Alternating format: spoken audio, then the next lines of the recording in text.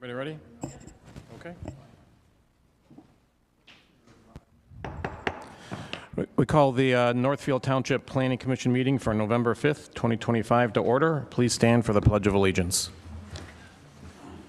I pledge allegiance to the flag of the United States of America and to the republic for which it stands, one nation, under God, indivisible, with liberty and justice for all. All right, Mr. Thomas, could you please call the roll? Mr. Kennedy is apparently running late. Mr. Zarzecki. Present. Mr. Stanalecho. Present. Excuse me. Ms. Chick. Present. Ms. Ganem. Present. Mr. Thomas is here. Mr. Gordon. Here. All right, great. We have a quorum. I move to adopt the agenda with one, where did I put it? This. One alteration. I would like to move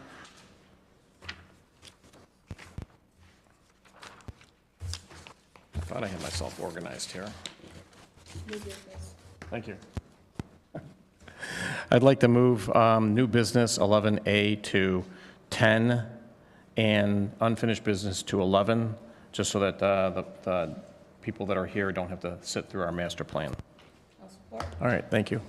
Motion by Stanalecho and support by Chick. All those in favor, please say aye. Aye. Aye. Opposed? All right, the motion carries. Oh, it's right in front of me here, thanks. Call the public. Anybody that would like to come speak, please come up to the podium, state your name and address. You have 3 minutes, and you can say anything you want to, and we'll move on.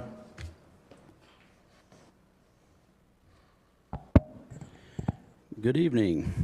Adam Oley, Northfield Township resident. Looking at the current master plan on the future land use map, what many know as the Kelly property right next door here, the future land use map currently has that zoned as medium density. Many people on this planning commission and previous planning commissions have shared their support that if we are going to have any development in the downtown area, the hamlet, that's where it should go. That's on our sewer district. Whether our sewer has capacity or not, or whether someone's willing to pay the bill to have our infrastructure upgraded or not, is kind of up to that developer. The proposed future land use map that you guys have in front of you tonight, that has been changed to ag. At the event at the farmer's market, I inquired about this change with one of our consultants. I'm sorry, I forget your name.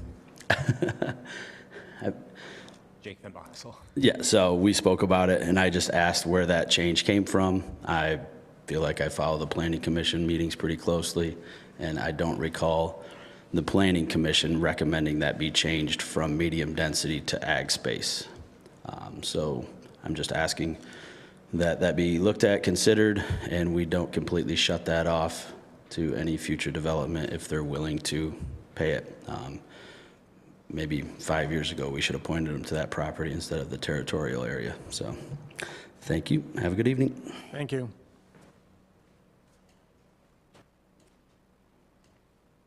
Would anybody else like to come up and speak? All right, very good. Anybody want to have a clarification? Okay. We don't have a public hearing tonight. We're going to go to reports from the committees. The Board of Trustees, Ms. Chick. The board met October, excuse me, the board met October 28th. The board received a presentation from Pfeffer, Hannaford, and Polka for the fiscal year 2024-25 audit. The township received an A+ rating from Mr. Pfeffer. The township has been acting prudently about staying within range of its 85% fund balance policy and was reminded that state revenue sharing was reduced and to keep an eye on spending as a result. Mr. Pfeffer also spoke to the police department regarding the MERS fund. He believes the 80% funding range is acceptable at this time. There was further discussion about the police department providing services to Salem Township and approving a proposed contract. Northfield Township Attorney, Mr. Fink, was present for the meeting to take questions along with Chief Smith. A motion to approve the contract as provided and to be presented to Salem Township Board for their approval was passed. Item number 3, the 75 Barker has been an ongoing item for the board. There has been a question regarding known ground contamination at the property. 2 attempts at testing and remediation have occurred since 2018. The last indicated that the exact extent could not be determined as they ran into the foundation of the building, but they believe the area is stable. As a result, the determination is that the building can only have commercial on the bottom and residential on the second floor. The owner has requested the township pay for remediation so their plans can move forward. It is the opinion of the board that because the owner was aware of the issue prior to signing the purchase agreement and the contract stated it was sold as is, that the township is not responsible for the work. The board did approve it previously. I'm sorry, the board did not approve a motion to pay for the work. The board approved the collective bargaining agreement between Michigan Association of Police and the Northfield Township Police Command Association. An announcement were made for candidates interested in the upcoming openings on the Planning Commission, as well as the ZBA and Land Preservation Committee. And that's all I have. All right, thank you very much. Are there any questions for Ms. Chick? All right, thank you. ZBA, Mr. Zarzeki. The ZBA has not met in the last couple of months as we've had no business to handle at this point. Okay. Township staff, anybody like to say anything? Nothing, okay. Well, we do have the zoning administrator's quarterly report that's in our packet. Does anybody have any questions about that? All right. The planning consultants, Mr. Jackson, do you have anything to add besides what we're going to be talking about tonight? No, just what we're okay. Parks and Rec, Mr. Thomas. Yes, the Parks and Recreation Board actually had a special meeting last night. It was well attended. The main item of business was the OHM advisor presentation on the park. The meeting was well presented. Everybody offered some real solid ideas for the OHM advisor. It was a good meeting. I am in the process of coordinating with Mr. Kennedy as to attendance, but promise that we will always have at least one of us there.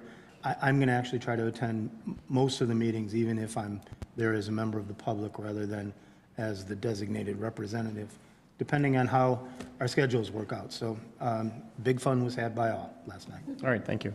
I just want to make a notation that Mr. Kennedy arrives at 7:08. Thank you. Everything good? Yeah. All right. Okay. All right. Thank you very much. Land Preservation Committee, Mr. Gordon. The Land Preservation Committee did not meet yesterday.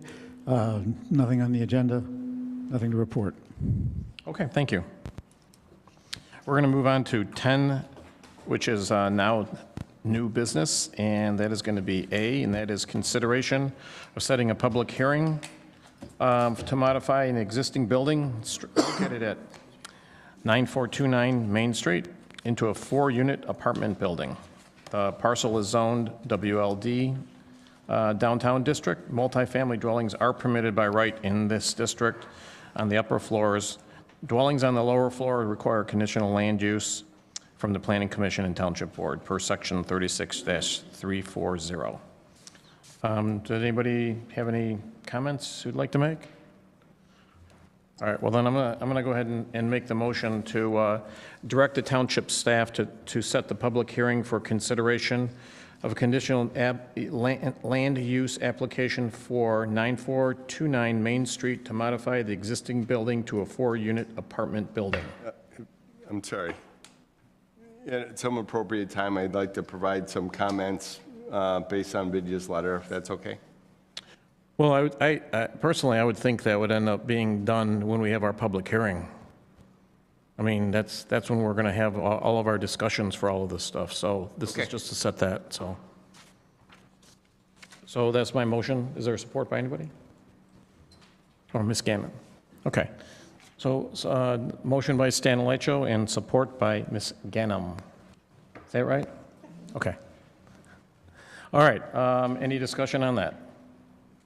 All right. All those in favor, please say aye. Aye. Opposed? Motion passes. Thank you. So we'll see you back on December 3rd. Thank you. Thank you very much. All right, we're going to move on to 11, which is unfinished business. That is the master plan. And we're going to turn that over to Mr. Jackson or Jacob's Jacob. going to be taking the lead tonight, so. All right. Thank you, Mr. Chair.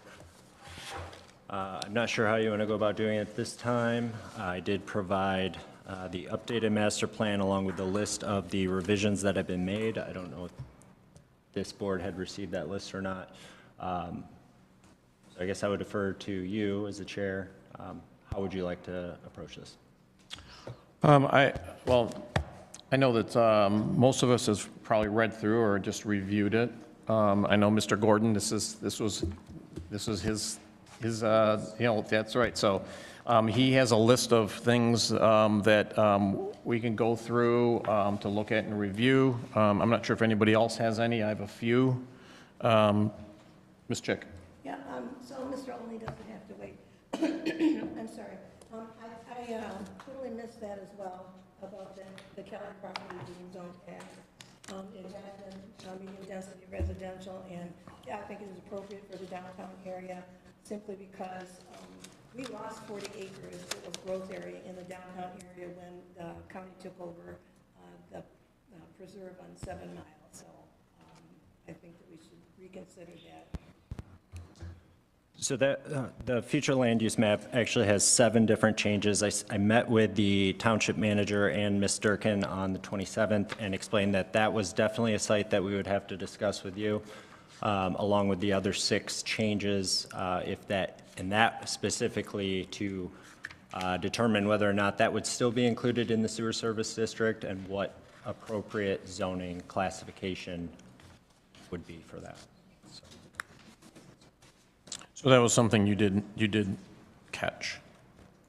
That was something that you did notice, that's the section that our resident mentioned that had been changed? Yeah. Okay. Well, hang on a sec. So it was purposely changed Yeah. early on from one of our first meetings here. It was taken out pursuant to our efforts to try to, try to plan within the capacity of the system. Right. So that was one of the modifications Okay. that was made. So, and it's been on every future land use plan version, I believe, since we started editing it.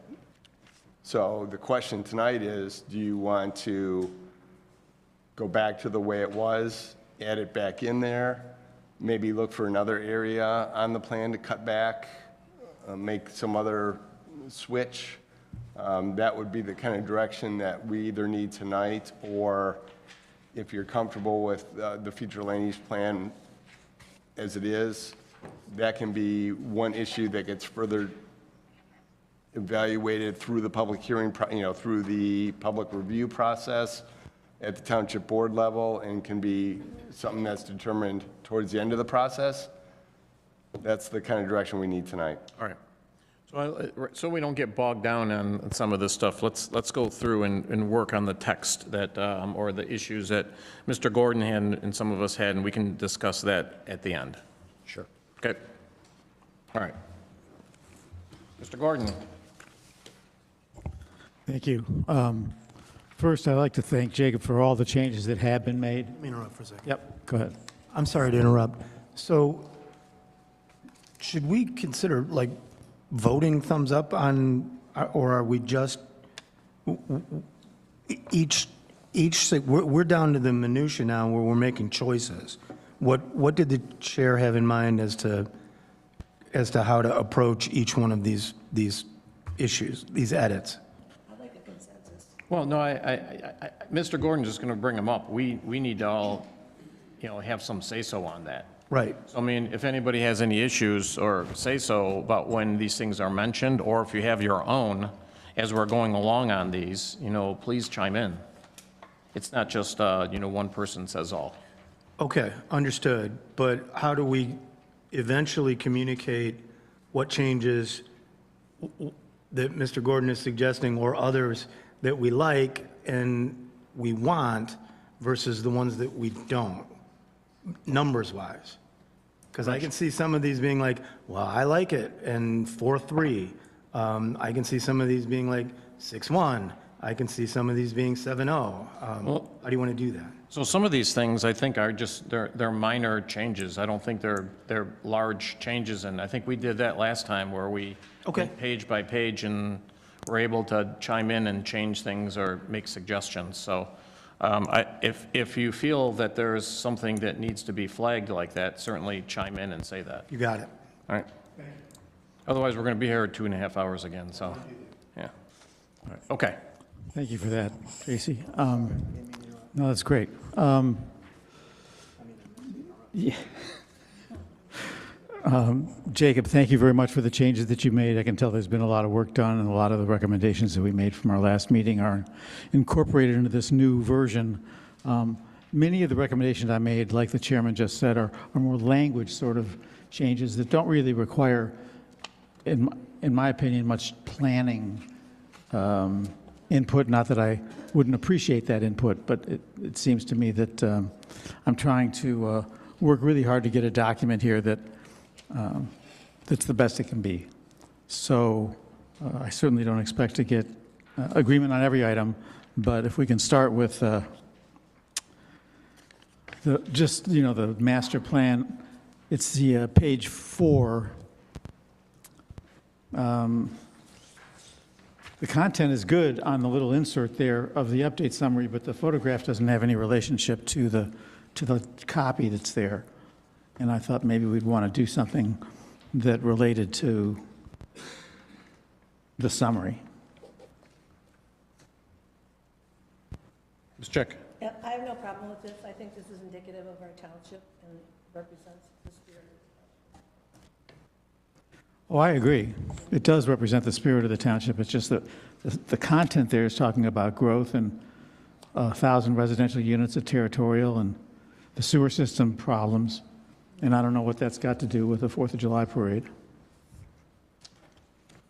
All right, well, it's a consideration, but obviously there's some opposition to that. How many people just want to leave that alone? Leave it. All right. All right. All right. 1 for 1. Page 5, the plan updates.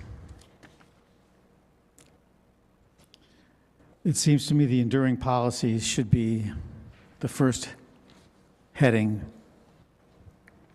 instead of the last, since it focuses on protecting and preserving rural character, which is the priority of the community,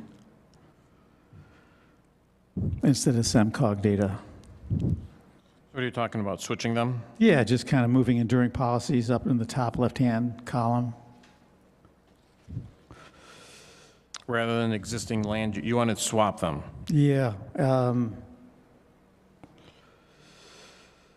I would like to put enduring policies up on the top left. And we could swap them easily. Is that an issue, Mr. Jackson? Okay. One comment I want to make on that page, because that's one of the pages I had.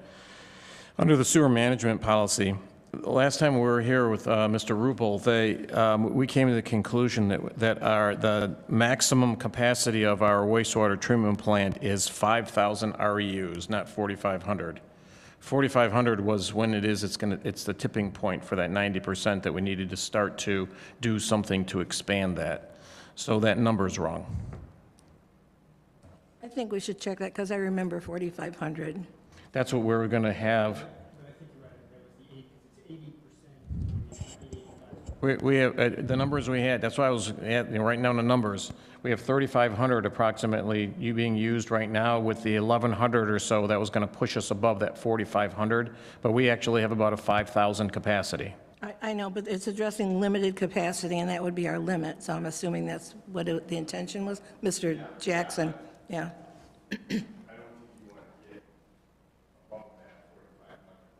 Well, then that needs to be worded differently, because that's.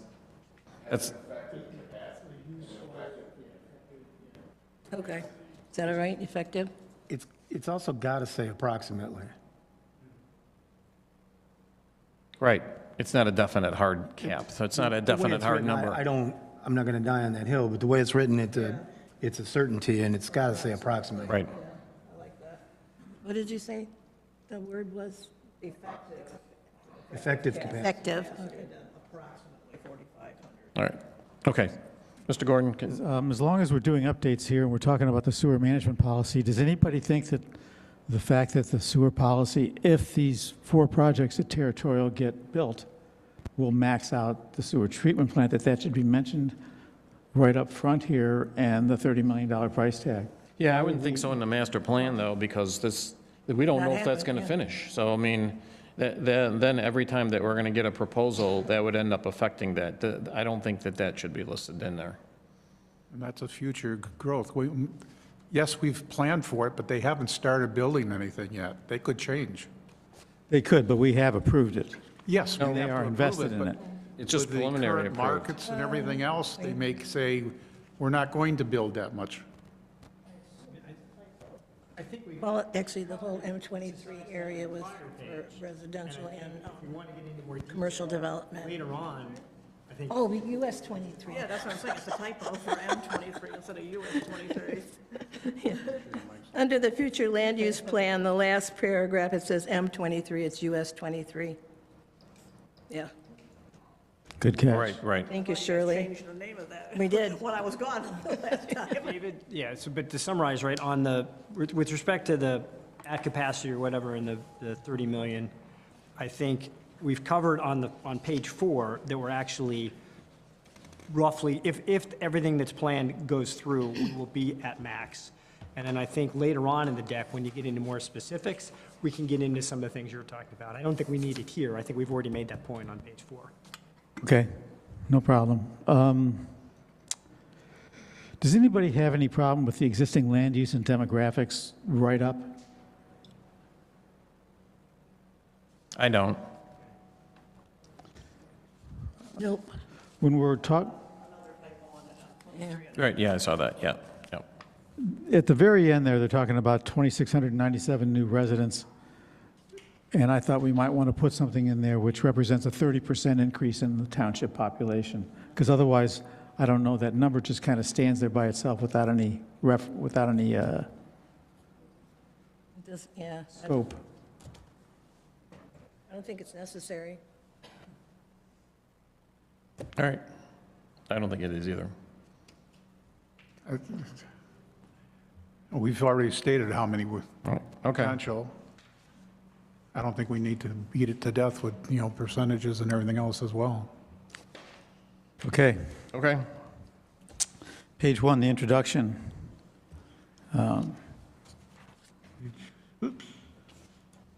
I did a rewrite, which is in front of you if you wanted to look at it.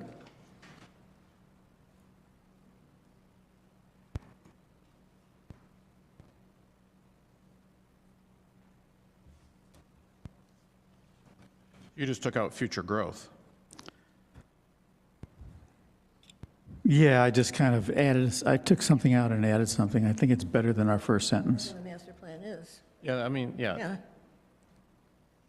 I mean, our master plan is to About help growth. manage our growth. And to, I mean, I know that you want to bring in the preservation as a primary thing, but I don't think that this statement makes it as a primary or secondary. It's just a statement. That's my opinion. I agree. When you consistently mention growth before preservation, it paints a picture. Well, And in this community, I thought we all kind of understood that preservation was more of a priority than development. Well, Am I mistaken? That's true, but we're also trying to regulate the growth. You have to have a balance. It's a balance, yes. I mean, they're both in there. I mean, the master plan isn't, Could we do a vision to manage future growth? that's what I was thinking. Okay, so that doesn't say it's, or, goal is growth, but it's to manage growth and preserve what we have. Great. That's good. right. Okay? Great.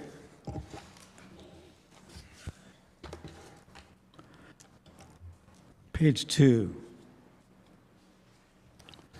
Again,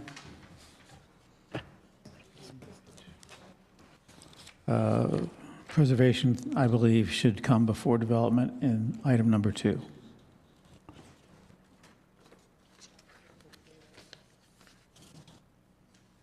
Not a big change, just,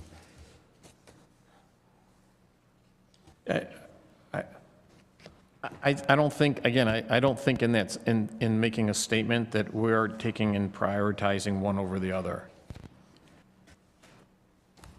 I don't Well- think that I don't think that statement prioritizes growth over preservation.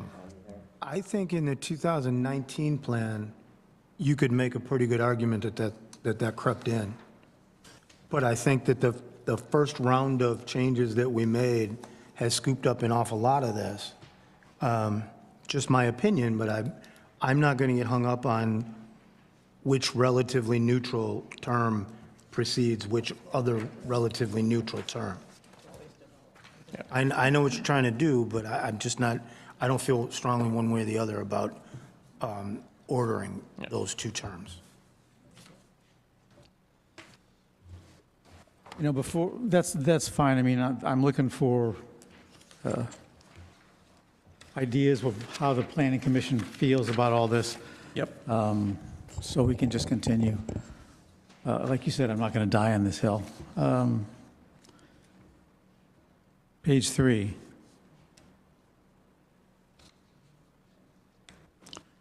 So I think page 3 probably, if we go through these, Again, Yep. we can forget that because we have development and preservation, so we'll just Yep. leave that alone.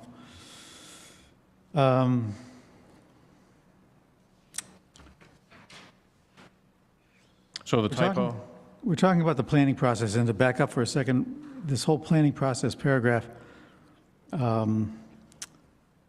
there's really been one news item on the township website since December of 2024, when we started this process of looking at the growth management plan or the master plan. I really think we need to do a better job of outreach.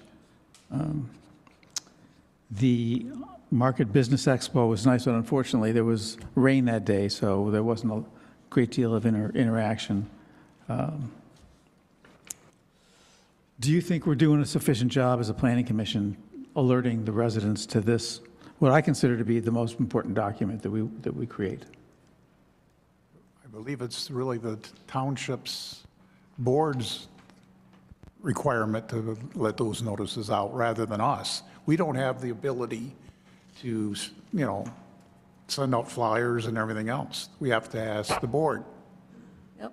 The board has actually put out, it's in the newsletter, it's been posted on social media. I've invited everybody on social media to come to the meetings, and Mr. Olney's here, so. And mean, how's that working? well, this has always been the problem with any form of government, whether it be township board or planning commission or ZBA, is getting public involvement. And, and I think there's only a certain amount of things we can end up doing to try and get the public to actually chime in on things. All of our meetings are publicized. If people are aware that we're working on the master plan, which they've been notified through different avenues, whether they pay attention or not, that's a different story. We can't address that. So, and we're always open to the public to come up and speak and give an opinion on something. And I hope that when we actually have our public hearing for this, that we get some input from the public. But I'm going to say in past history, it's not going to end up, I don't think it's going to be a lot different. So I'm not really sure how we outreach and get, more input from the public. I'm not sure what the avenue is to get them to be more interested. Well, if the planning commission really isn't the focus of this, maybe I can come up with some ideas and propose them to the board. We got that billboard outside. I don't know how much we've put the master plan update on the billboard. Well, I think if you want to make some suggestions so that maybe we can get more input at our public hearing point of this, having people read through it, I think that would, be a benefit. Yeah, it's a big ask to have members of the public go through a 100-page document. Well, It's tough. No, I know. It's tough for us to do Yeah. it too, so it's like, I get that, so. All right. Page 4 is a picture of a very pretty barn. Is it in our township, do we know? I mean, is it local? I believe so, and I believe this was a picture that was used in the previous master plan as well. I'm just curious, when Change. we have a lot of nice pictures, do you think there's any value in identifying these pictures as to where they are? Is that common practice or helpful? Give credit to whose barn it is, and especially when it's on the page all by itself practically.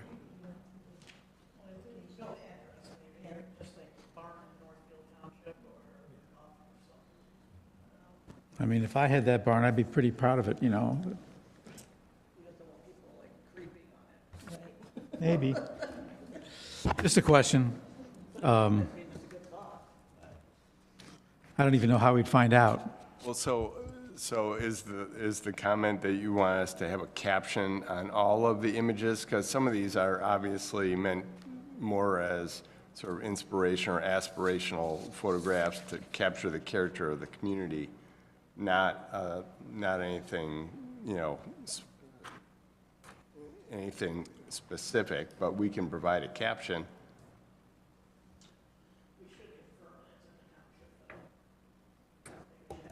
Yeah, I mean, right. Do you have to do that for every picture? No, well, I mean, On the front?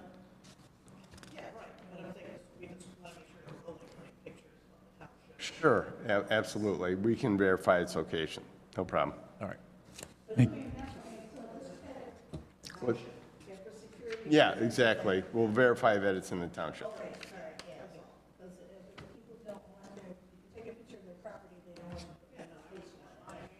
Yeah, Okay. Great, people do want it.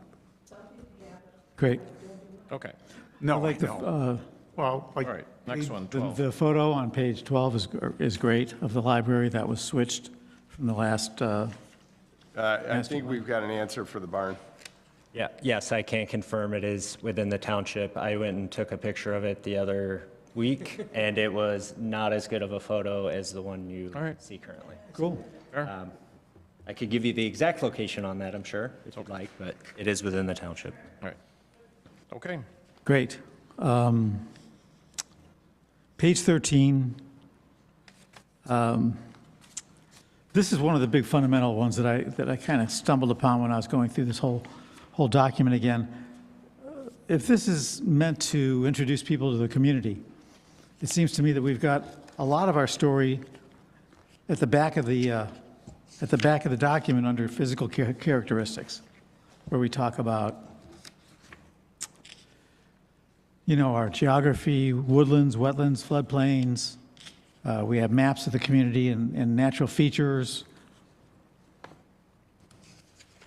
photos of downtown, the community services that are provided here. I just thought it might be worthwhile thinking about possibly putting that section 12 where section 4 is, so that people can look through all that before they get into the charts about existing land use and office space and past initiatives, which is maybe less appealing to someone from the general public who wants to learn about the community. Unless, of course, we're just writing this for developers. But I don't think we are, really. That's just an idea I had. I don't know if anybody else thinks that might make sense. for me personally, I don't see that, I understand what you're saying. I don't know if that's, if that raises the same level of concern for me to change that. This is typically how the master plan is categorized in, okay, fine, I'm fine with it the way it is. So there's a format for these so that this is how this is set up, typically. There's, yeah, existing conditions, then policies, but a lot of communities have taken the approach that they don't want people wading through volumes of analytical information and volumes of maps and things, they want to get into the goals and objectives and the meat of the actual document itself sooner rather than later. If they want reference to that detail, they can get it in the back of the document or appendices. Isn't that what the index is for? Exactly. All right. Okay.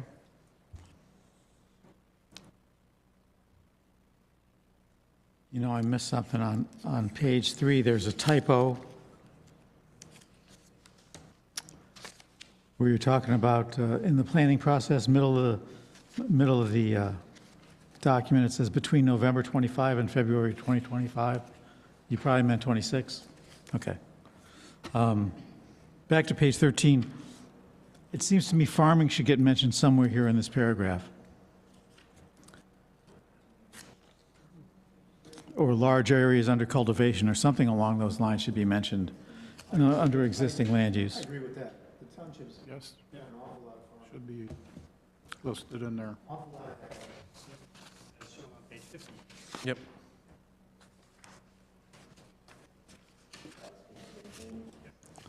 It's just one sentence, and farming or agricultural activity should be mentioned. I completely agree. Thanks.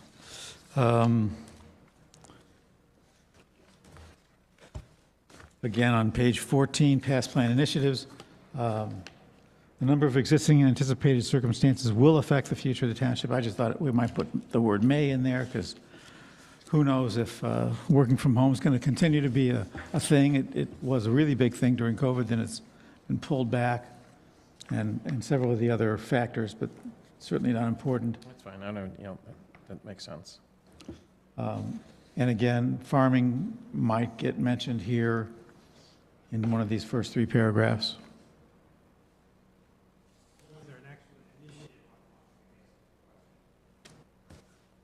Was there actually this is about initiatives, so was there an initiative on farming, and then that would be appropriate?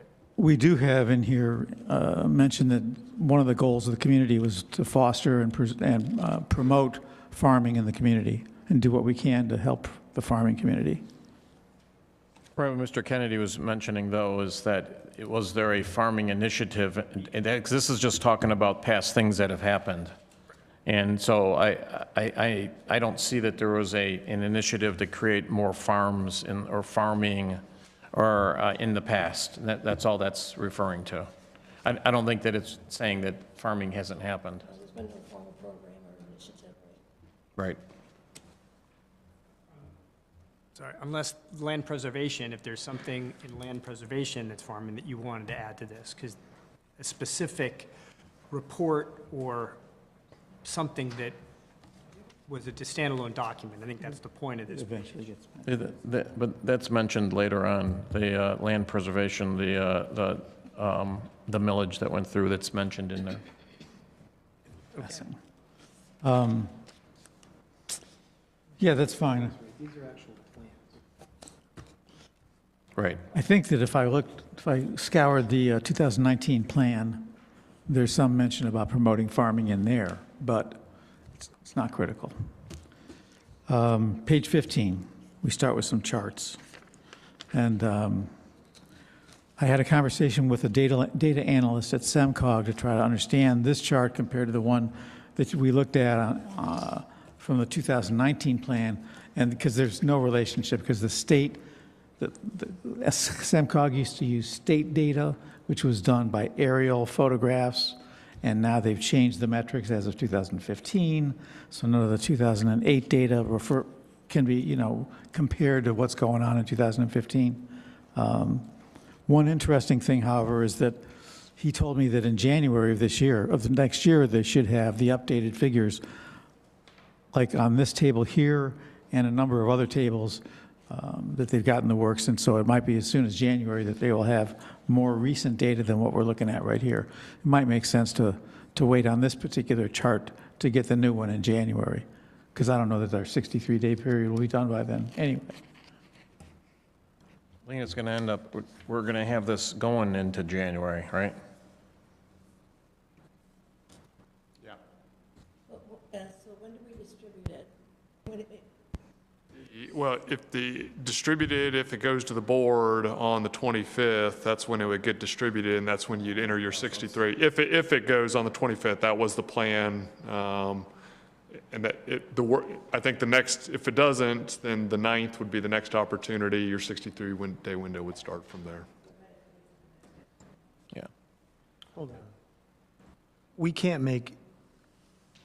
literally make any changes.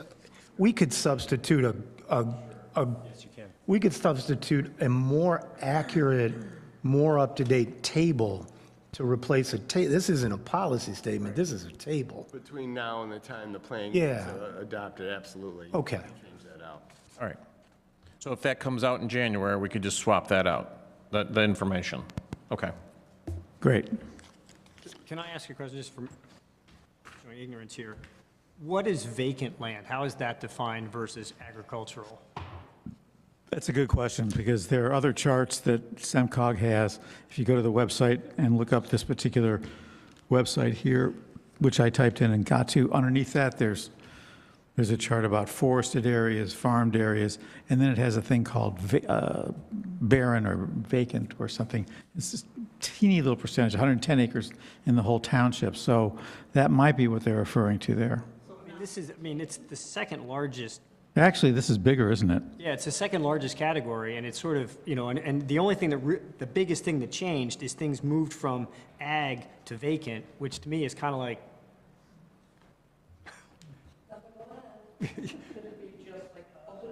I was just curious, yeah. Or a piece of land that somebody walked away from, it's not maintained. It's not actively being farmed? But there's a, So No, that'd be On rural 16. residential. no, it's not critical. I was just curious if there was, yeah. Well, this is coming directly from SEMCOG, right? So they're the ones that do the categorizations like that. I could inquire. Yeah, well, all right, why don't you do that? Yeah. That'd be good to know, forget about the plan, I'd like to know what that means, what that signifies. Well, that'd be Right. David's job to do that. All right.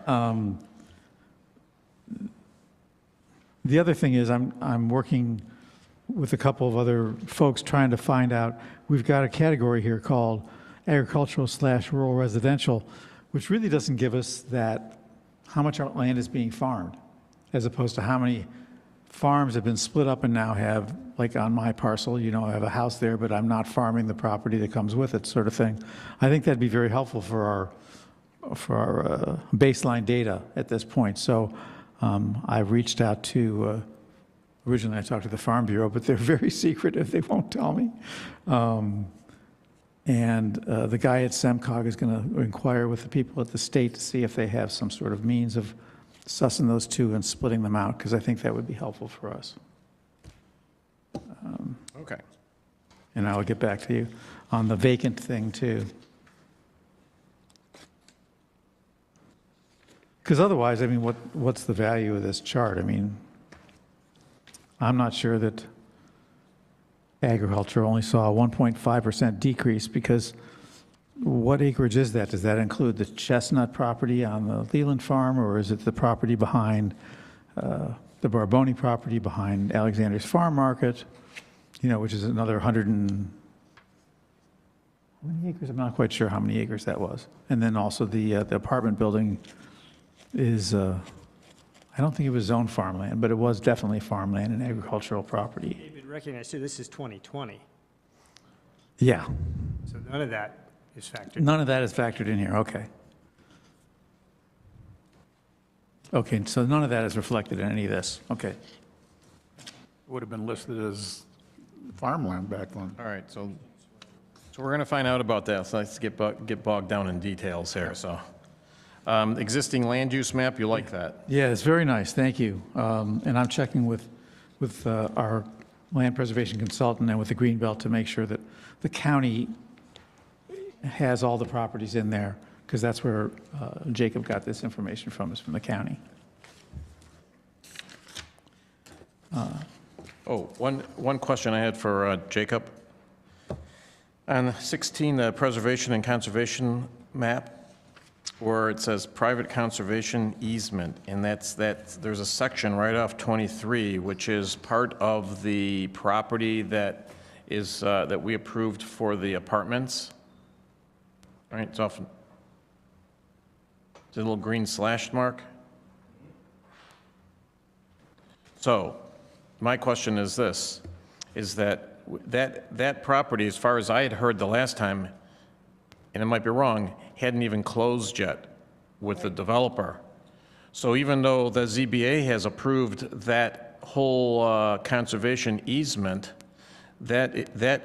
supposedly from what Vidya was saying, that unless they start something on there, they're going to have to get an extension for that. So even though that's on our land use, or the map here, it's not a definite yet, as far as I'm looking at, unless I'm wrong.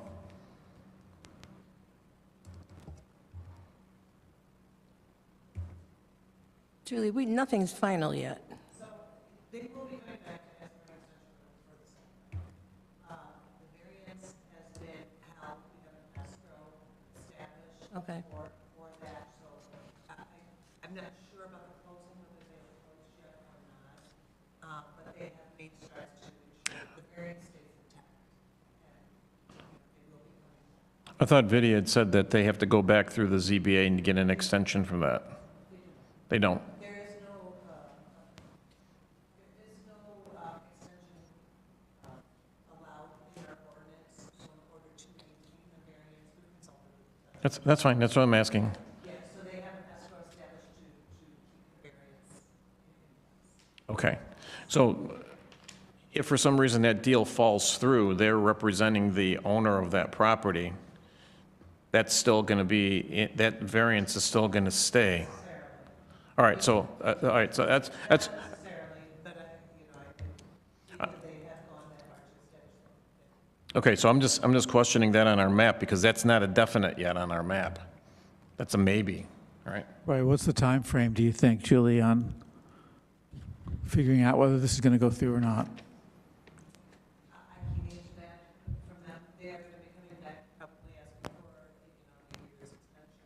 So within But, all right, but that's, I'm just bringing that up, is that if we want to bring an accurate map in there, that's not, this is, even though it's been done, it's not a for sure yet, so should that be changed, or should that just leave it? I would just leave it. It's been proposed and we've approved that to go through, so Well, what happens if the deal falls through, then does that variance stay? it'll be like anything else on the map that changes Yeah, it afterwards. can be amended. Fair enough, okay.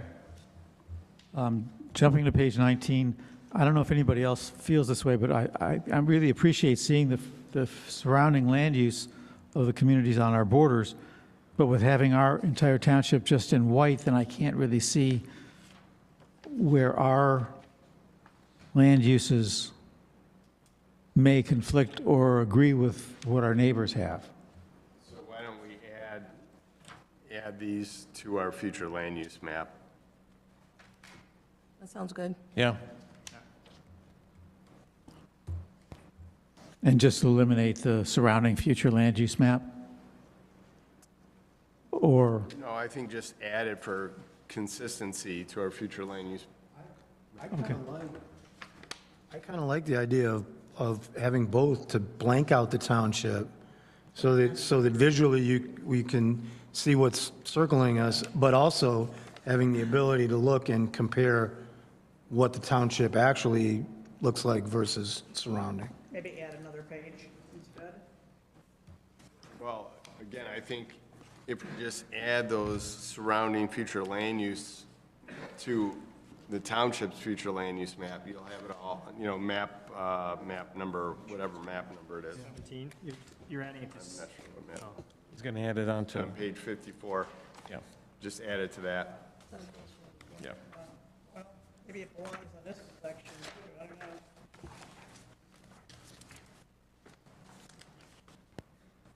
I guess it depends upon what this map is supposed to show. Is it just supposed to show just what's around us?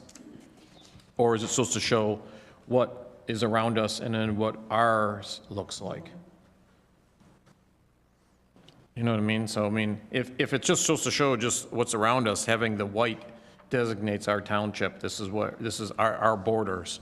Because if we put all the colors in there to match ours, on this page, it's going to end up being, it's going to be, where's our township at? So, Yeah, I mean, it's kind of a problem, so maybe an additional map with all of them together might be helpful, and, well, that's what Yeah. they were proposing. yeah. I don't think we need an additional map. Just- I don't think we need an additional map at all. I think we keep this one here where it is, and then on map, on page 54. Page 54. We have the future land use plan, we just add it, yeah. Yeah. Yeah, exactly. Yeah, that's cool. Yeah, Great. that way you have both. Just some way to distinguish our borders, so when somebody looks at it, they can see this is our township and then what's around us. Make it very strong. Right, yep, okay. Great. On page 20, there's just a typo in the first sentence. I don't think you want the word "that" in there. Right. On the next page, page 21, you're referencing a 2040 long-range transportation plan. I thought I saw something else that was a 2045 plan.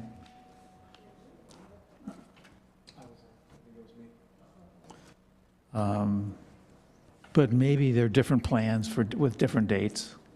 So if you could just double-check that date, Jake, that would be great.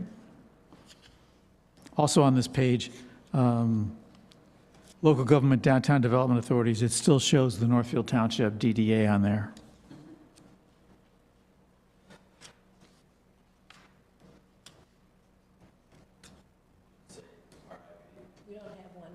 Right.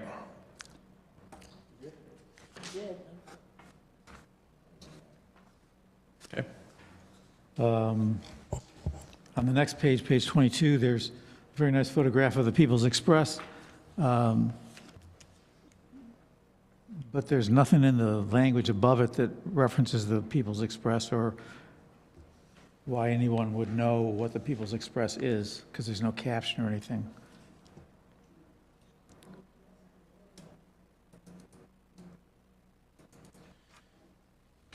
No, since you brought this up, the 2007 transit plan actually isn't in existence anymore. That all kind of went away in 2012.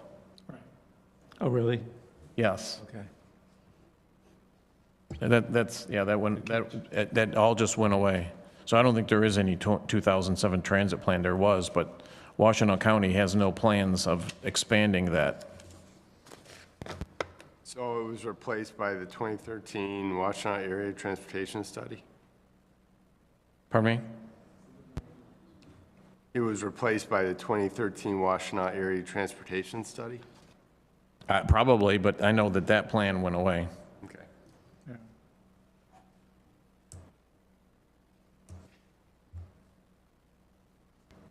So if you want to put the 2013 transportation study in there, It's in there. okay. I'm sure the People's Express would love to give you a paragraph about what they do, and you could plug that in.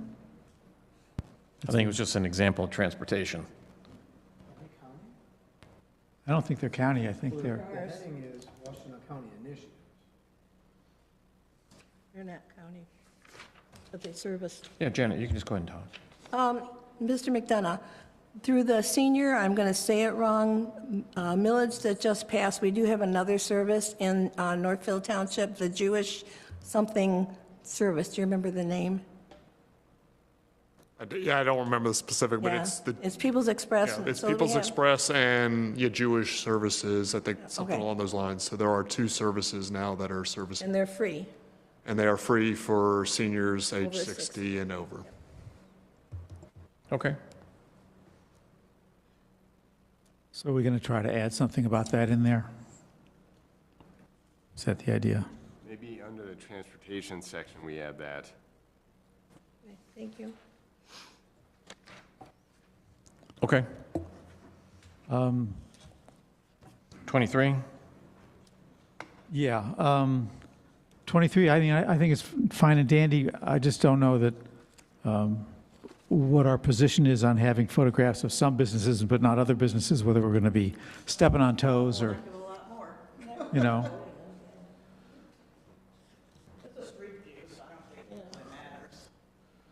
I think they're just trying to show the business in that section. Oh, I know, I'm just raising a concern that, We could probably get one of the business that exists still. Since legal would be- okay.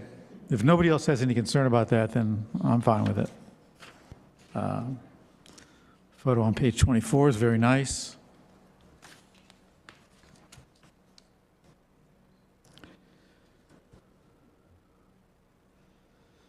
All right, so 25. 25, again, I'm just trying to do some language that features preservation instead of development. It says here that we're facing the difficult challenge of accommodating increasing development while preserving its rural character, which is true. And yet, if we assume that the 4 developments that are in the pipeline, the first one has already been approved, Chestnut 1, if the other 3 go through, are we going to still have a challenge of accommodating residential development at this point when we have no sewer capacity left? I mean, I think we'll even have more of a challenge accommodating development if those 3 go in, because we won't have sewer capacity. So I think it's going to make it even more challenging if they actually come to fruition. So I don't think that the comment is out of line in what it's saying.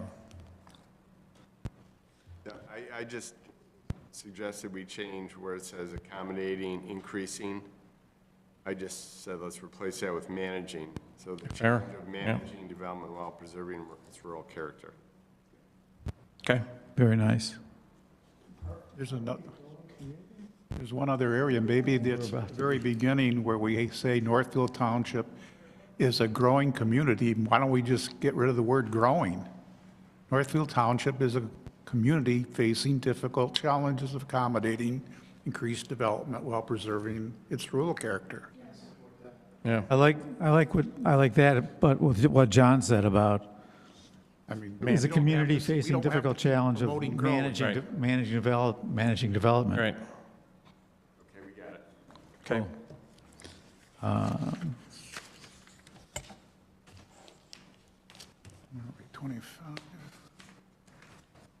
Page 26, I had a couple of recommendations. Now, Jacob, I wasn't there for the whole Business Expo thing. Was it well attended? Because, I mean, it was such a nasty day, I don't remember a whole lot of people being there. So I suppose that depends on your perspective. As somebody who is what I would consider jaded from the public participation experience, based on the weather of that day and the amount of people that came out, elected officials, board members, and members of the public who were engaged, I felt that it was well attended given the circumstances. I can change this. We can say it was a gloomy day and next to nobody showed up, but I don't believe that that accurately reflects the event. So you think there was enough contact there at that event to actually garner sufficient data that could be usable?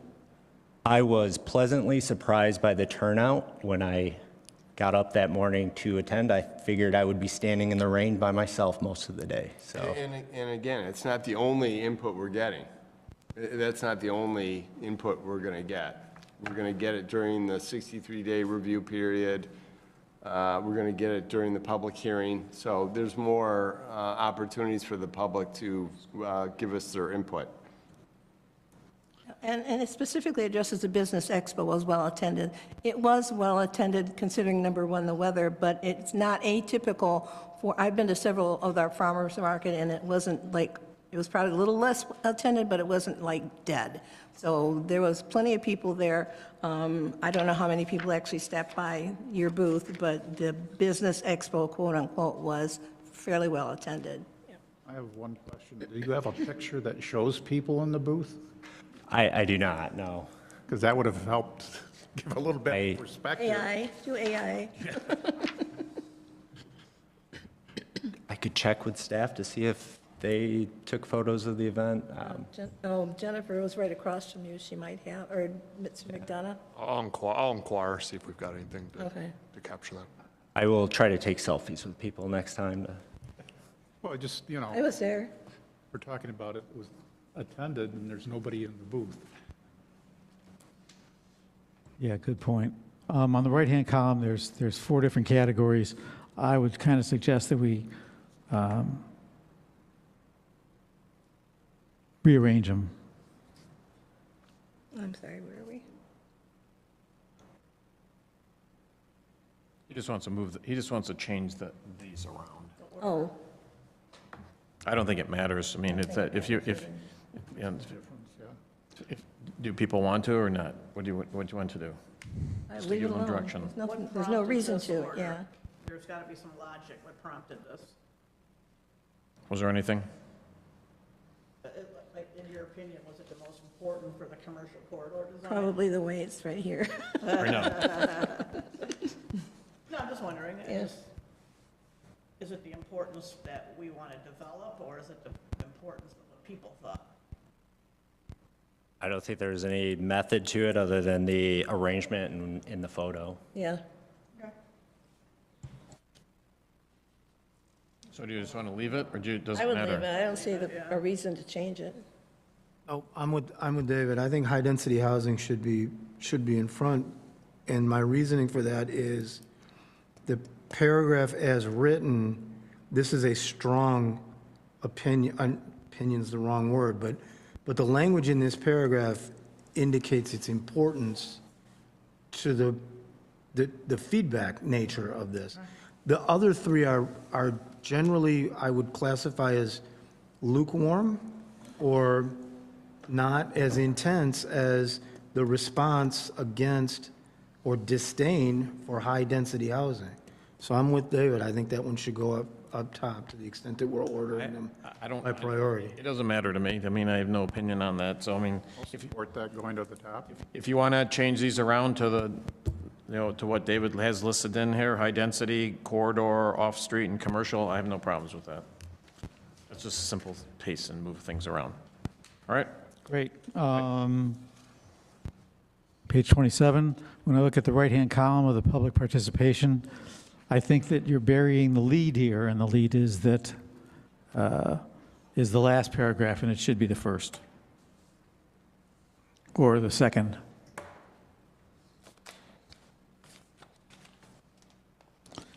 Should move that up to, between the May 2, 2012 and the June 16, 2010.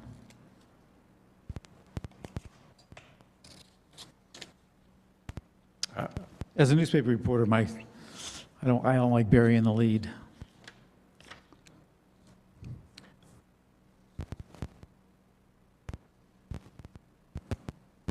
Does anybody, yeah. I'm still trying to find out where that's at. Right above the big idea, those you're talking about? Yeah. Yeah. Let's put preservation up where, David, where? The second paragraph in this right-hand column. So you just want to swap that up to where, between the paragraph 1 and paragraph 2? Exactly. I don't, But it kind of changes the chronology of what the events, right? Yeah. It goes from May 12th, 20. yeah, all right, so put it underneath the second and third paragraph. Yeah. That makes more sense. You understand that, David?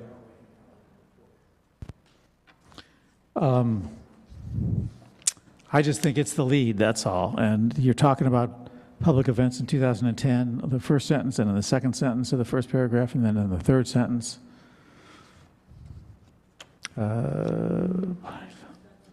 Yeah, that's fine. You want to put it between the second and third, that works too.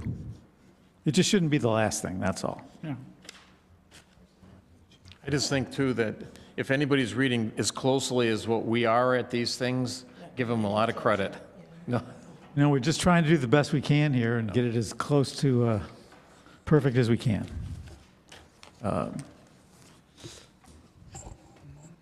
I'd be surprised if anybody reads this thing, but that's really not the point. All right, master plan survey. Paragraph 1 first, through first paragraph, fourth sentence. Page 28. Okay. Helped instead of will help. I know. Don't forget, I'm getting old here, so. You've got all of his stuff marked down, so you can find that when you need to. No, I see. You got it? Okay. I think you could leave it as will help. You're still referencing this survey and this data for this master plan.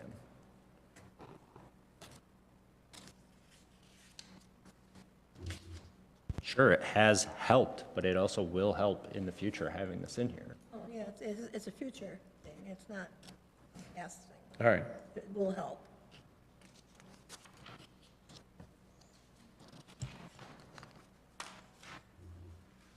Okay. All right, that's fair.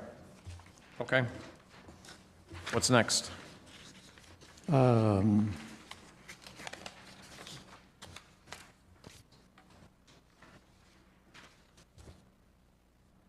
Right column, second paragraph. Yeah,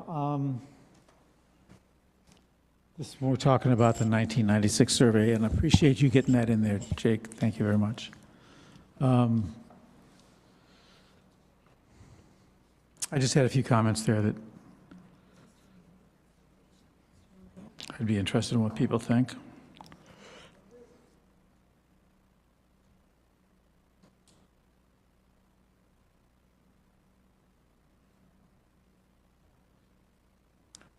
All right, so what are we talking about here?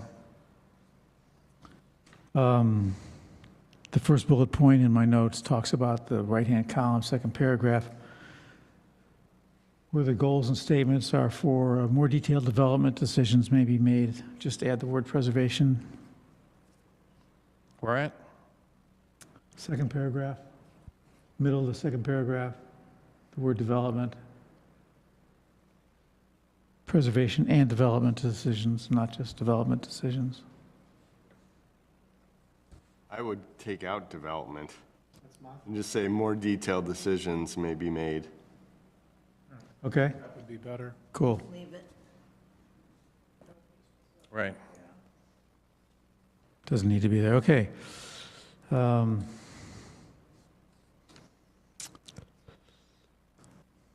You know, I'm a big fan of the 1996 survey because that was probably the first document that I ever looked at that gave me some insight into the community as a whole. I've been living here for 20 years at that point, you know, busily living in my own little sphere. I'm really old. So when I came across this, it was an eye-opener for me, and that's why I've been pushing for it so hard. And the write-up here is a little too dry for my taste, that's all. I mean, there's nothing inaccurate about it. I just like to possibly put in the language that I wrote up there about this survey so that people know why it's important and why we're even talking about it. Yeah, I think that maybe that, I understand your passion. I think that most people are gonna, if they're not gonna appreciate that in there if they're reading this. What would they not appreciate? I don't understand. That this is still the only significantly valid, scientific valid survey ever done. I don't think anybody's gonna really, if they're reading through this thing, I don't think they're gonna miss, if whether that's in there or not, that they're gonna miss it or understand it. I'm afraid it discredits any other public input that you get. So I'm just saying, it's like, yeah. Now, basically, anybody that wants to use this document is going to skip this part. They're not going to even read it. No, they're not. It's going to be 10 years old. They're not going to read it. They'll just skip past it. No. Well, Tracy makes a good point. I'm trying to be persuasive here, and at the same time, these really are just, you know, it is the only scientifically valid survey that we've done. That's a fact. I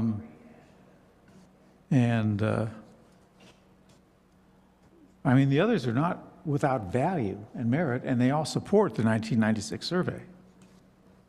So if people have a problem with that, that's fine. We can just let it go.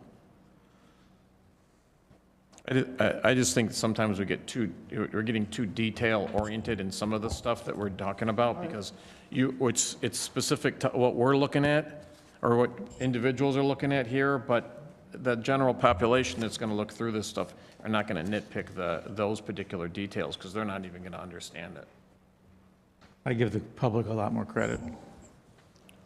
Where, Exactly. so. That's what I'm our saying. failing. Yeah, all right. Janet? So there's 3 paragraphs here. I think that it's not going to add anything more to what the substance of what you're trying to say here.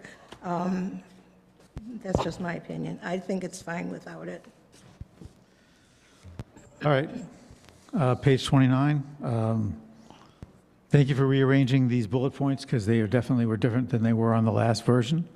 1, 2, and 3 are great, and then we jump into guide residential development, followed by preserve the existing character of downtown. And I thought, and I would argue that preserving and strengthening downtown is more important than guiding residential development, based on the multiple visioning sessions that we've had. But if everybody wants to just leave it the way it is. I don't think that this is a prioritization. I think it's just a commentary of what it is that our goals are. So, I mean, if we were prioritizing them as 1, 2, 3, 4, then perhaps, but I think they're just bullet points. I thought that's exactly what we did at the last meeting. That's why we have provide timely and efficient quality government services at the top instead of the bottom. Right, we did do that. Yeah. I think it's fine. I'm not here to argue. Everybody wants to leave it the way it is, that's fine.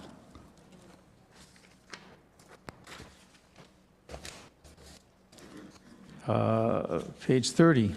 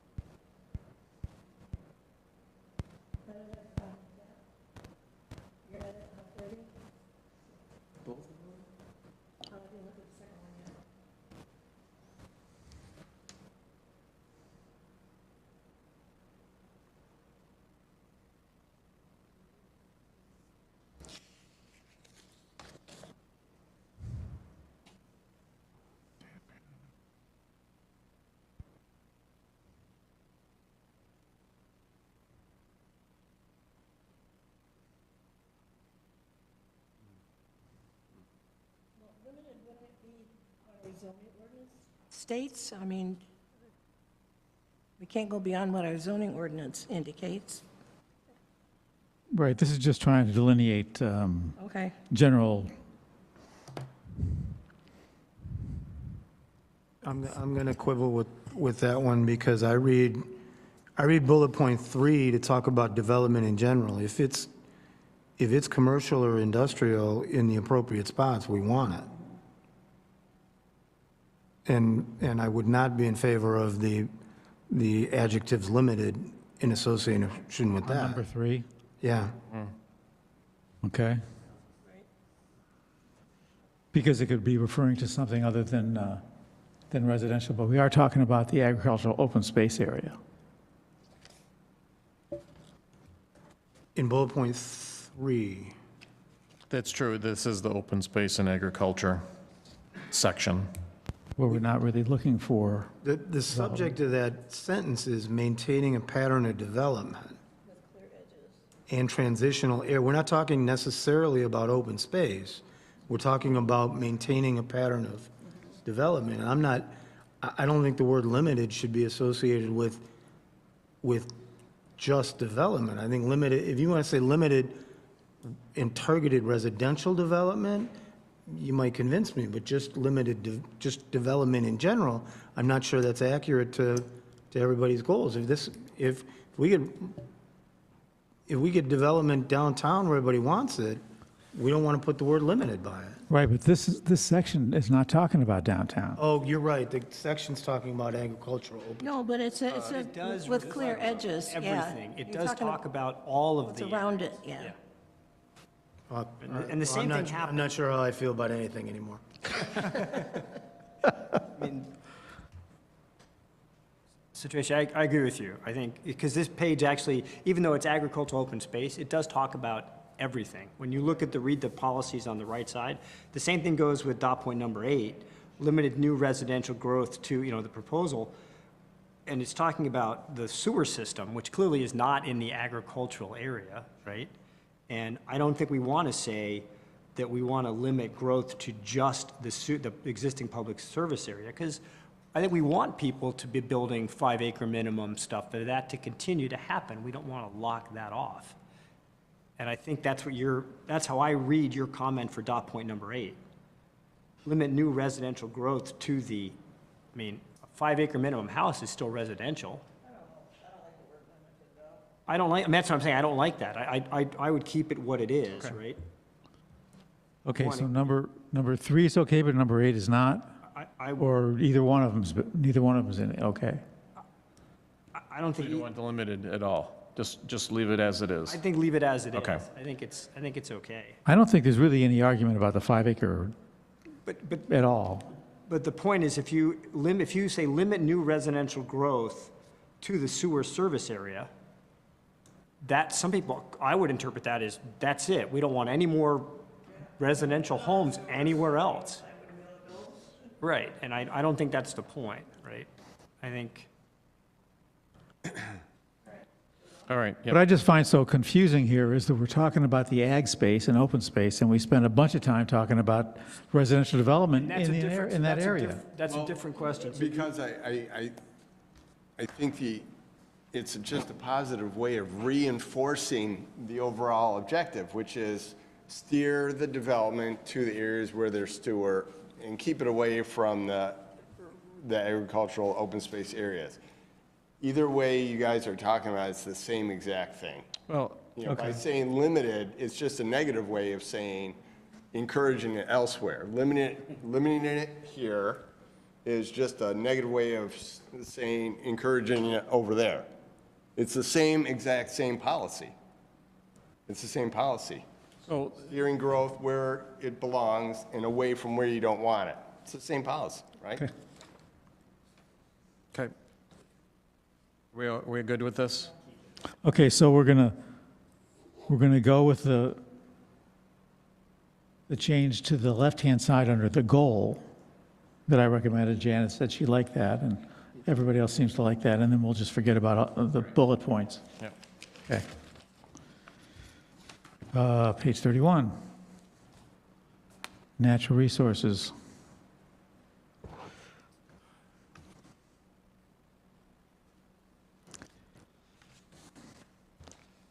I have no problems with switching that last bullet point and putting it first. Great. It actually should be, I think. And then when I'm looking at what's right up there at the top right now, we have this under natural resources and a number of other areas where we're talking about guiding development to preserve farmland. I don't understand how that to me seems like a contradiction. No, we're guiding the development to the places that we want it to go to and away from farmland. So that's the preservation part of it. So it's a guide. The guide development to foster responsible use of the land and preserve farmlands. We want to have it moved into the areas that we are trying to direct it into. All right. So we're not saying there the development somehow or another preserves farmland, because it usually does exactly the opposite.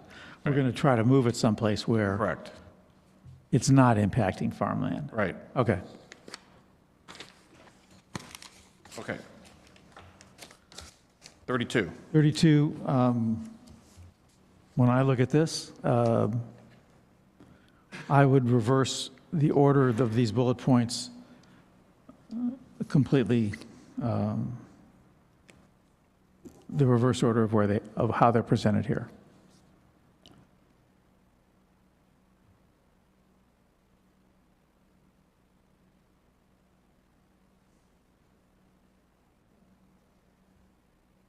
I don't have any problems with that, if you want to do that. Is anybody opposed to that? I'm opposed to it. This is where your reporter instincts aren't necessarily, I don't necessarily agree with them, because the last point is the specific point, higher density this reads like a kind of a narrowing of, we have a broad goal at the top, and it narrows to a conclusion at the bottom, logically. So I understand why this was kind of written this way, and I actually think this reads more, what's the word I'm looking for? Logically, or even more interesting, to have it read this way than to move the bullet point to the top. Yeah, the conclusion's at the end. Okay, Fair. that's a good point. So what are we doing here with the Leave it policy? alone. Leave We're it just leaving 32 alone. Beautiful. Beautiful.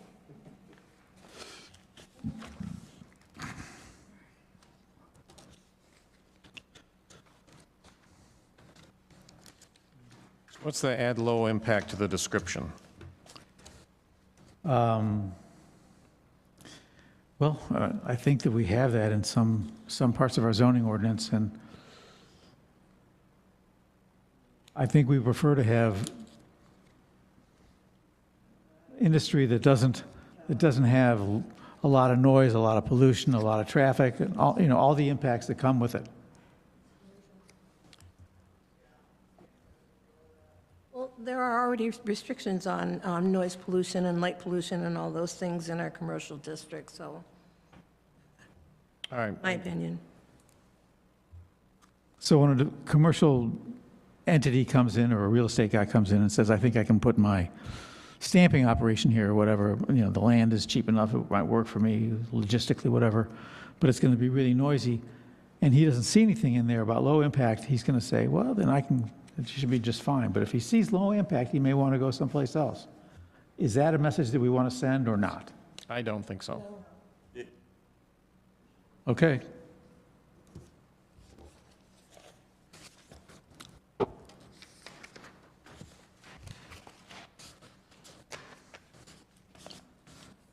"36.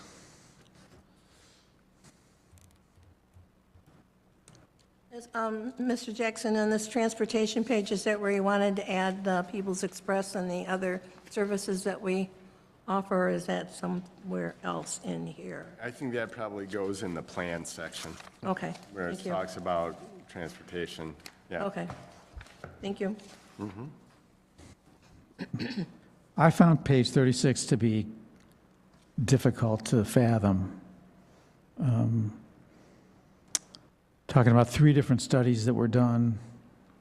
And then we have this in the middle of the page about the 2025 future land use map reduces REOs,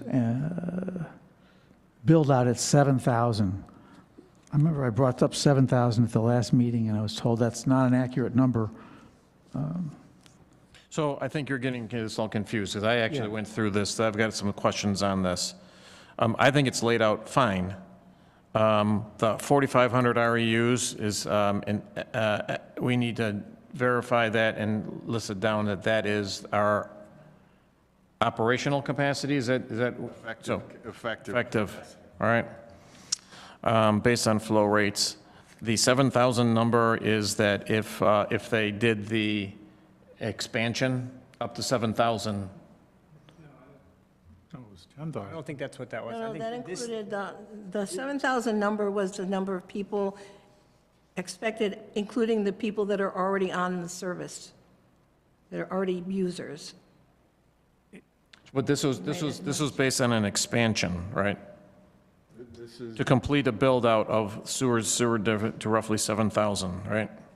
What does that, because then, all right, then I don't understand what that 7,000 means.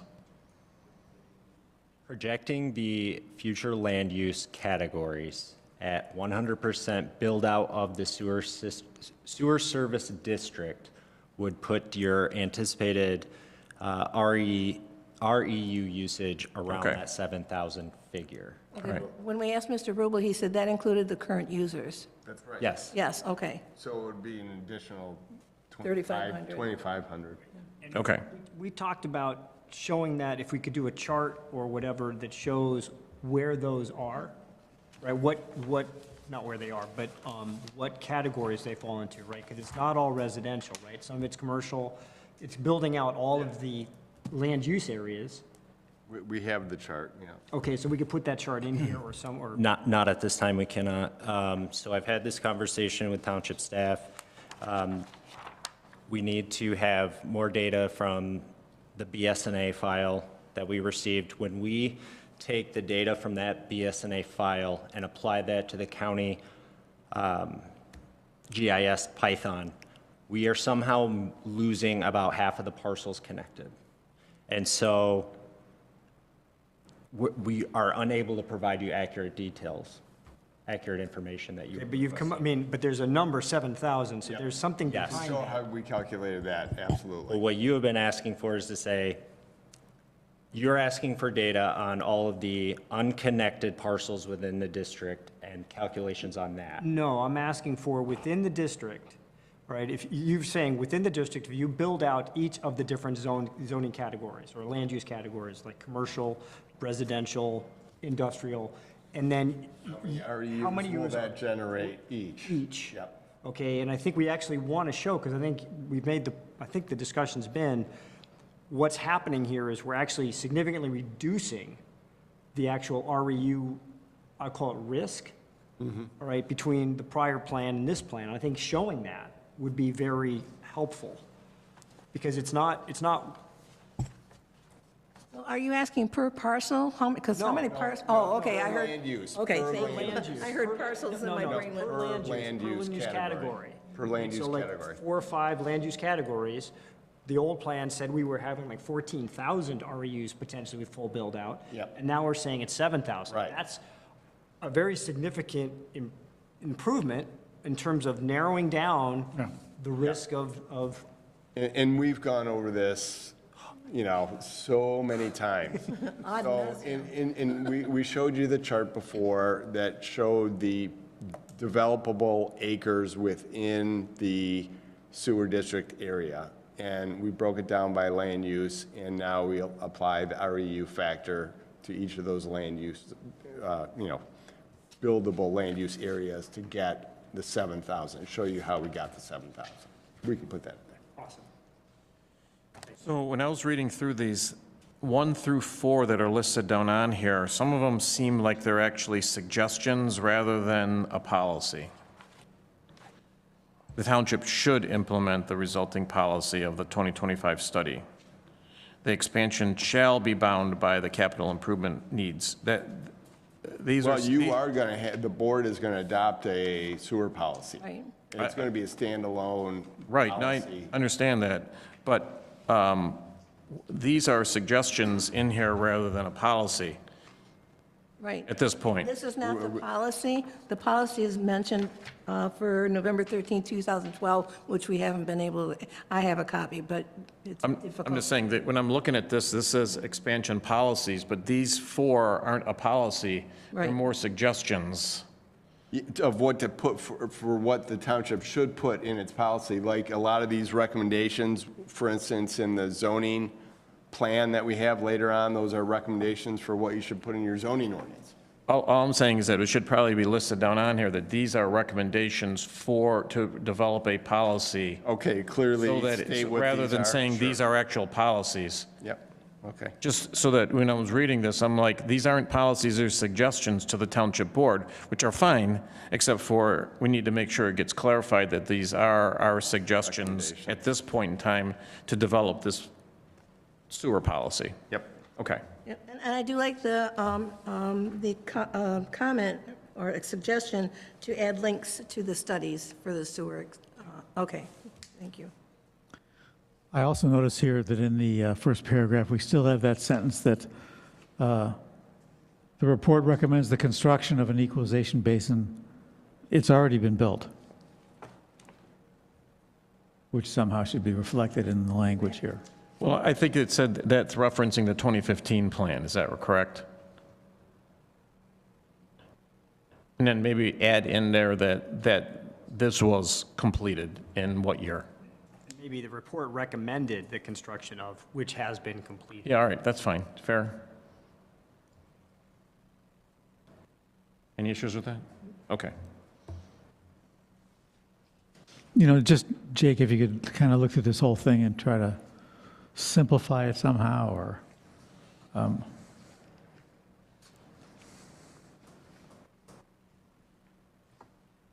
All right, because there's so much information in there, it's a little complicated. And maybe, it's a lot of copy without any art, so, It's a boring commentary. I mean, it's a boring topic, so, we'll put a picture of a I think sewer it's pipe pretty in there. exciting, actually. Some pictures in there. yeah. right? How about the sewer plant? Yeah, a big emoji of a pile of, All right, so let's move on. So the map on 37, Down here, you can't see.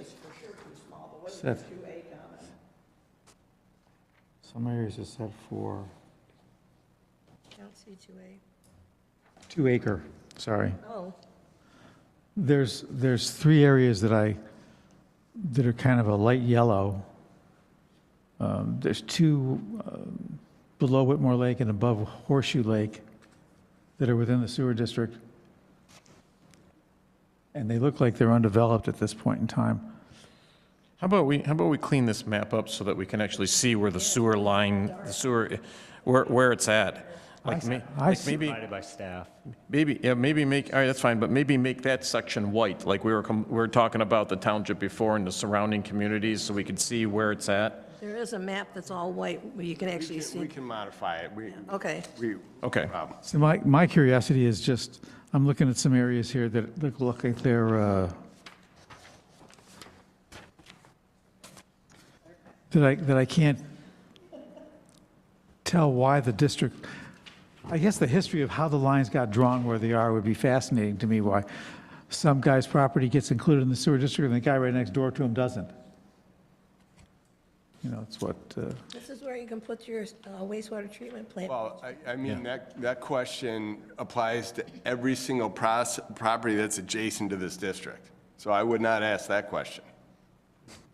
I don't think we need to answer that question. yeah, I get it. There's a couple of big areas here that I'll show you after the meeting that I'm curious about, But we just need to clean this up so we because can, I it's more can't make it obvious. out on this map. And page 38 is where Janet says you can put the wastewater treatment plant picture, since that's not supposed to be in there. This is not supposed to be there.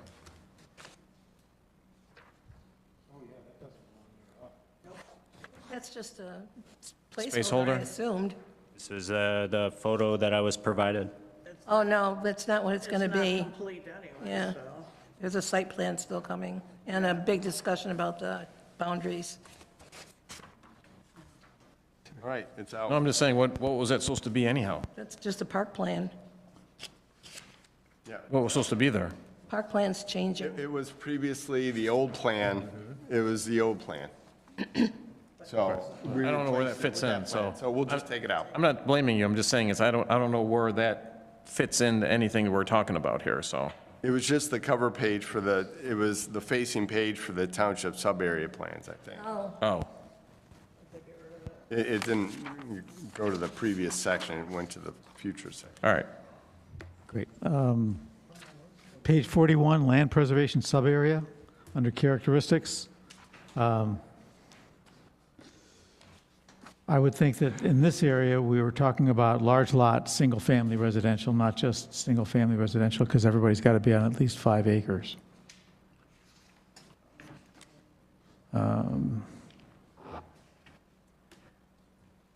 I'd like to add the word farming under the second bullet point. And then underneath Tobin Lake, we've got two different bullet points for various drains in the community, but there's 6 of them. I don't know why we separated them out into 2 different bullet points.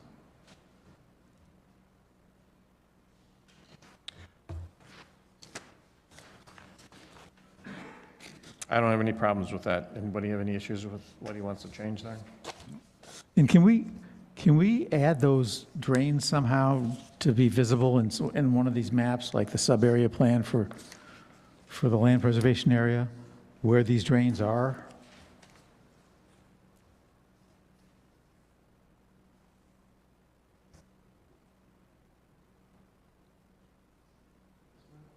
Yeah. So you want us to label the drains on one of the maps? Yeah, on the previous page, on page 40.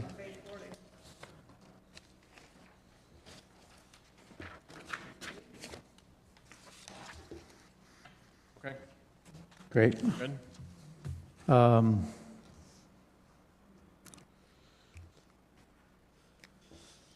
We're still talking about the sub-area land preservation.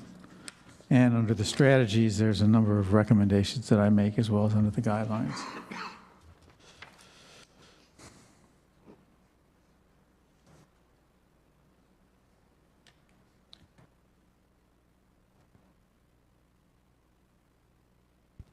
Oh, number 2 is redundant. Right. Just number 2? Number 2 is, wait a minute. Make sure I'm on the right page, 42. Yeah, I think number 2 is redundant.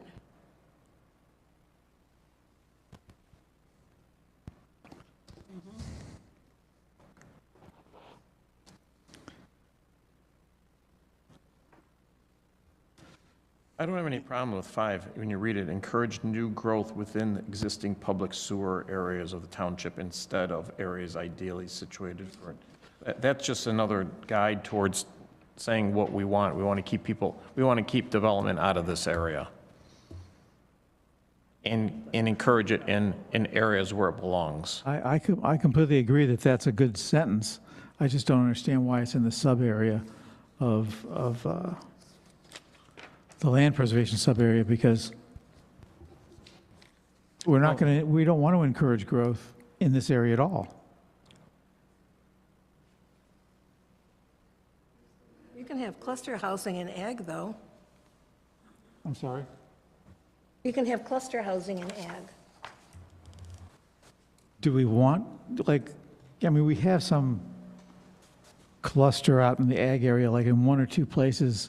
Leland Farms, I think, is one in the southeast corner. Are we trying to encourage that sort of stuff? Remember, there's no density increase with the clustering. It doesn't increase the density. In other words, you It's just still, a different configuration. True. so you're still going to get some development occurring in Right. this.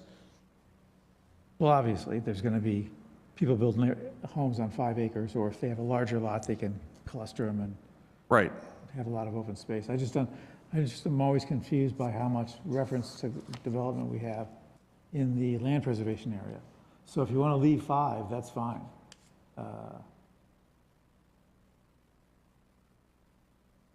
And I think these are just strategies. They're just ideas to help mitigate issues.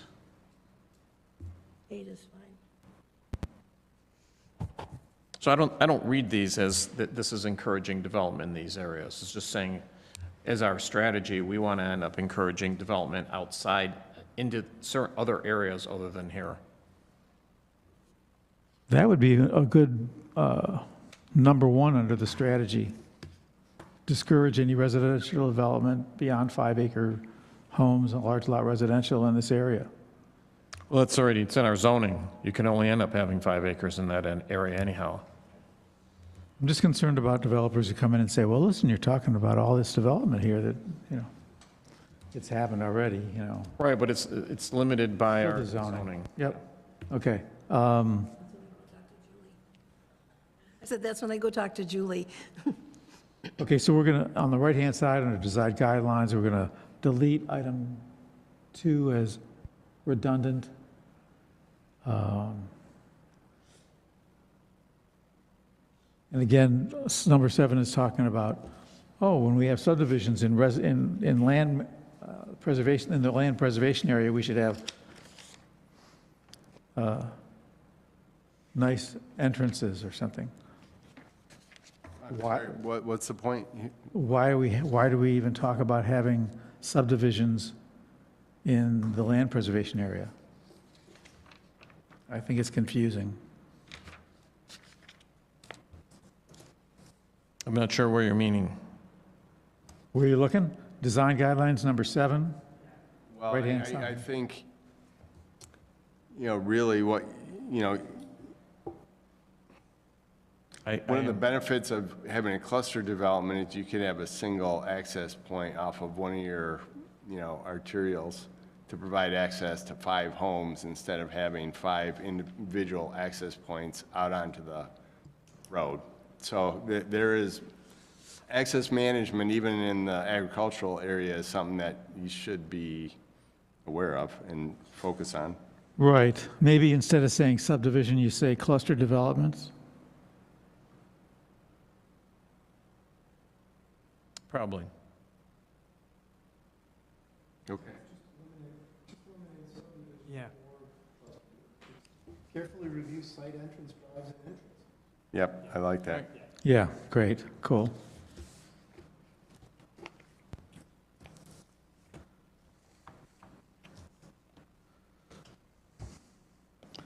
All right, 43. We already discussed the low impact thing. Yeah, so we did, we're we gonna- can let go of that.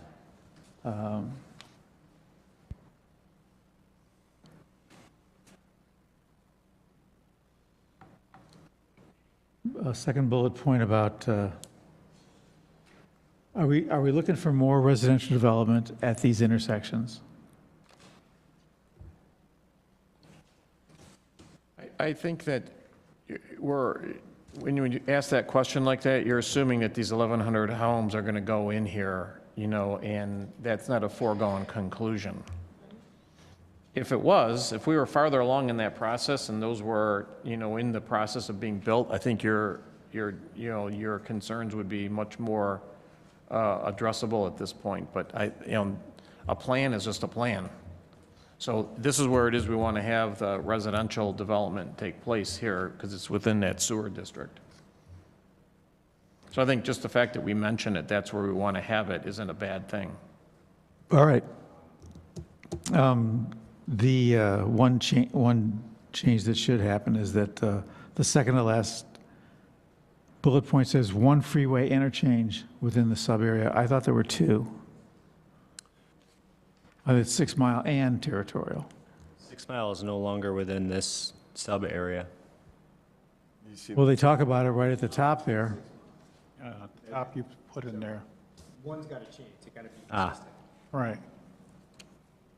So which is it? It's not, 6 Miles not in this, right? well, okay, hang on, let's look at the sub-area map. The sub-area map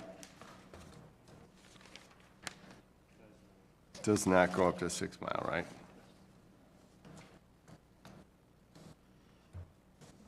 Okay. So that means that, Lake area, lake sub-area. so if it doesn't, that means that the whole description is wrong. 40. Okay, so I'm looking at 6 Mile and it's blue, and it says lake sub-area. It's the southern boundary of the lake sub-area. Yeah. And these used to abut each other, but they don't anymore. correct.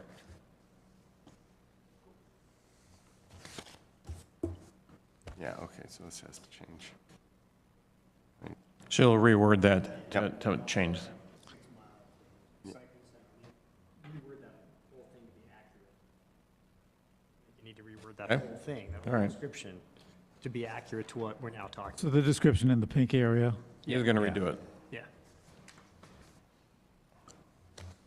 Yeah. All right, 44. 44.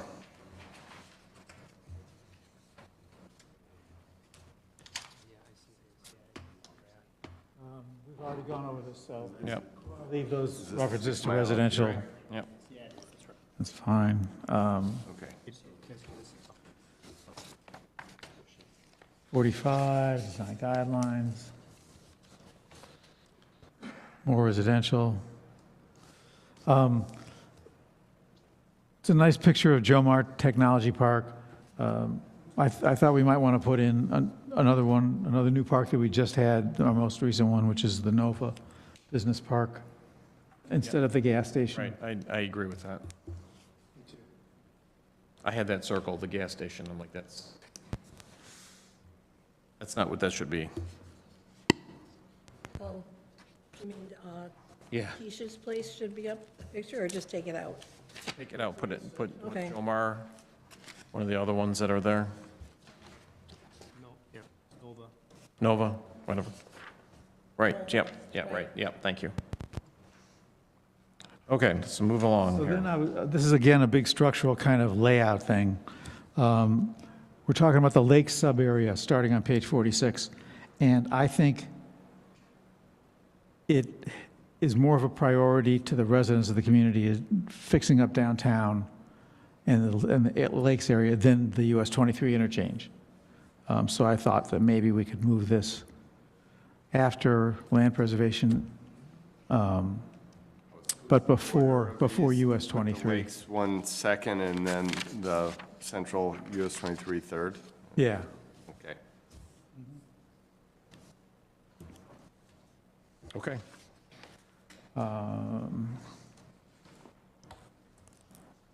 Page 48. I didn't understand, where is it here? Under mixed use. Is that where it is? Oh, no, that's in We're talking about PUDs? Yeah, because somewhere in here it says that we're going to end up getting rid of the eventually PUD section, so let's just get rid of that out of the language.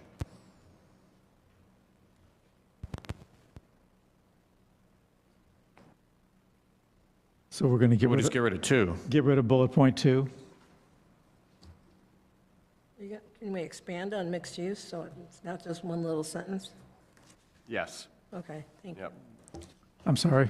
They're going to put in other things that can be used for mixed use. Okay. Page 51.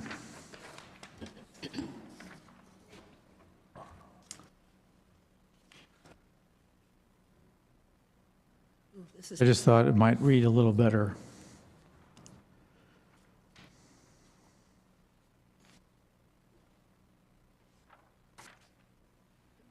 Excuse me.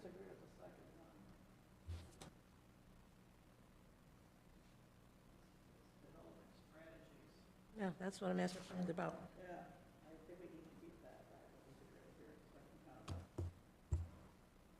Which one, I'm sorry, where are we? Page 51, 51. second paragraph.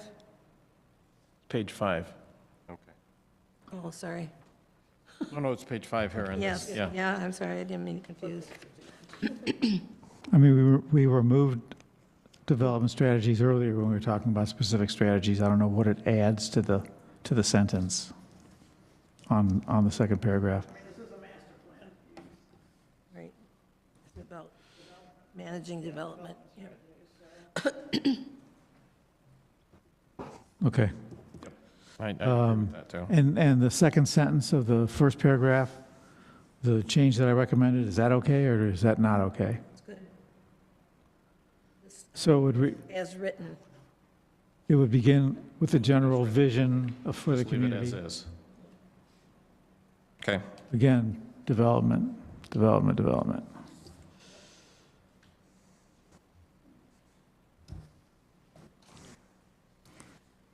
It's 51. All right, so 52. All right, 52. Wouldn't be the first time. Right?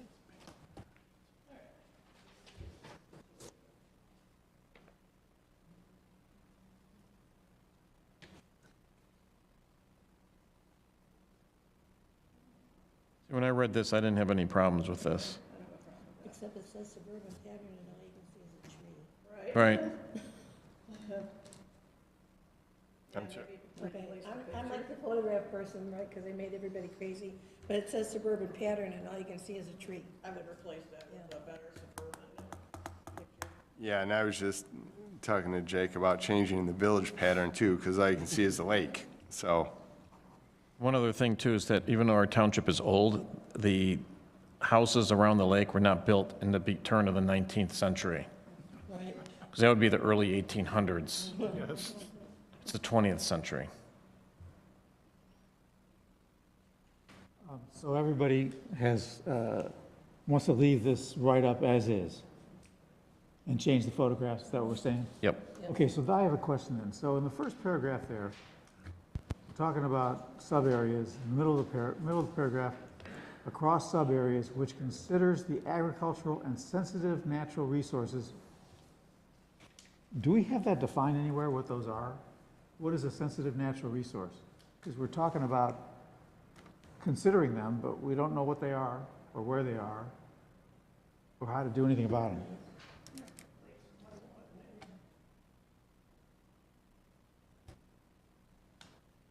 What we could put in there is examples of our lakes and wetlands, just to clarify what that means. Sure. Woodlands, wetlands? I mean, just as examples. Can't put everything in there, but just as examples so people know what you're talking about.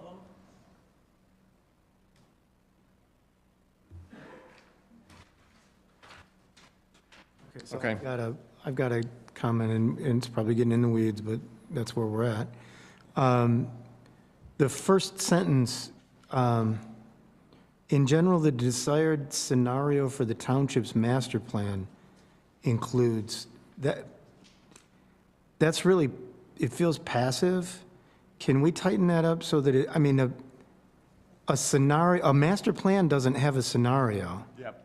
A master plan paints a scenario, but it doesn't own a scenario. We can, yeah, it's very passive. Yeah. It's very passive. Vision work?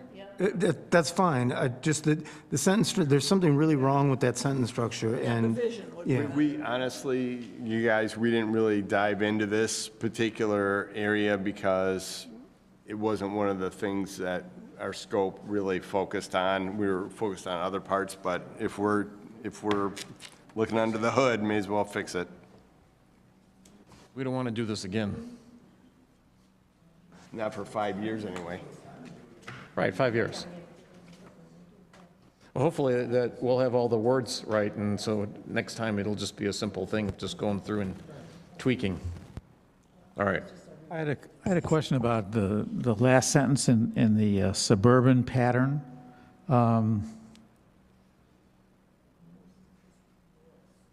The preferred form of residential development is open space or cluster residential development. Example of this pattern is found at the links of Whitmore Lake. Is that a cluster development? I think it looks like a, Oh, is it? you're more familiar with that, Janet. You live there, right? I'm sorry, what? The last sentence in the middle paragraph about suburban says, an example of this residential development, open space cluster, is the links of Whitmore Lake, which is a golf course. The golf course is in the middle, the subdivision is in the middle of the golf course. We have 44 homes. Our lots are anywhere from, there's a quarter acre all the way to an acre, almost 2 acres. So maybe the lakes would look like development, maybe? No, it's not, the lakes is just a golf course, but the development is shadow, yeah, the development in there. So the development should be, It says it's found at the lakes, but it should be shadowed. all right. Shadowwood Farms? Yeah, at lakes, right. You want to actually, I think you want to link it to the lakes. Because when I look at the map of the township, I don't know, got to figure out which map it is. When I see the Shadowwood development there, it looks out of place to me. It looks like it kind of just jumps off a 6 Mile there. It's not even a paved road at that point, which I don't know how that, I know you guys have wanted to get that road paved for a long time. Yeah, for sure. Oh, what would the right map be? All right, can we move on? All right. Well, we're saying that that's what we're looking for, and I'm not sure it is what we're looking for.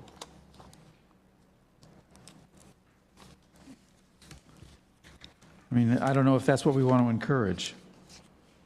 I mean, we gotta be careful that this is a development plan, master plan for development. And preservation. But preservation is part of development. So, I mean, to develop further preservation areas, it's all a development plan. I've never been a part of a master plan where there was that much push for one thing or the other. Overall, it's a development.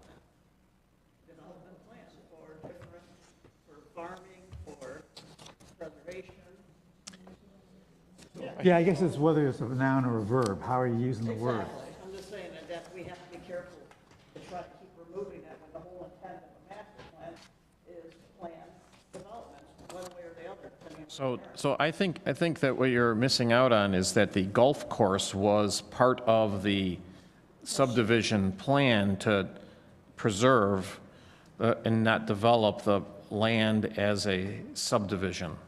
So that's part of, I don't know how, I only know it probably came as a PUD because it's a site condo. It's not individual homes, but I don't know what the zoning was when they came in. Yeah. so anyway, I think that's probably what they're referencing, is that we want to have some development. We want to end up having a lot of open space too. This happened to turn into it was a golf course development, so. Yeah, do we want to include an example, do we need to include an example at all? No, I don't think so. I'm with Dave about, Yeah, I don't, I don't want a developer to be like, hey, Let's none of go the look golf there. course communities for the Right. township, let's do that, because I don't think anybody wants that. let's get rid of the whole sentence. Okay. Yeah, golf courses was one of the least favorable options when they polled the community. They didn't poll golfers then. They didn't poll me, but, future, where that would be. Always busy. You bet I do. All right, so let's move along here so we can get through here. Yeah, I'm sorry, it's, All right, so 55. 52, 55. 55.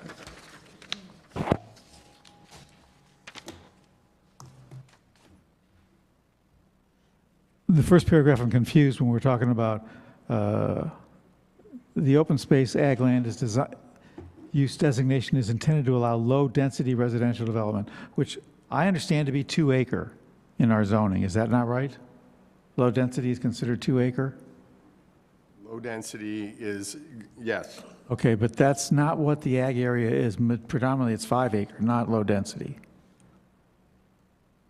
I just don't want to get people confused as to all of our property being is 2 acre instead of 5.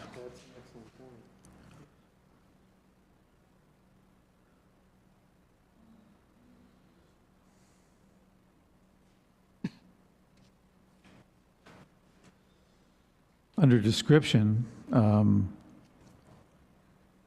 the first 2 sentences are fine.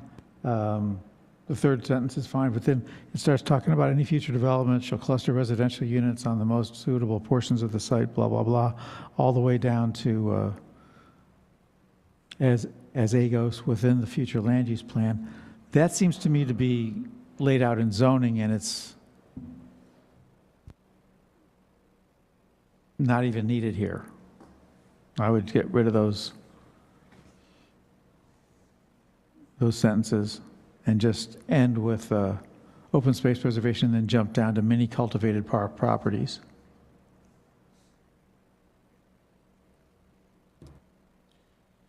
So are there LDR classifications in the agriculture open space land use? Really only the ones that have already been developed. So nothing new? So do we need to mention that? Because it says parcels over 2 acres in size besides those classified as LDR on account of cluster residential development.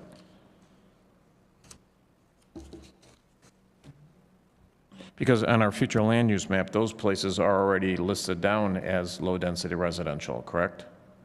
Because they're already developed. We can't zone those as ag because they're already developed as low-density residential. But do we need to mention that in this paragraph? No. So that sentence can be removed Under description? under description.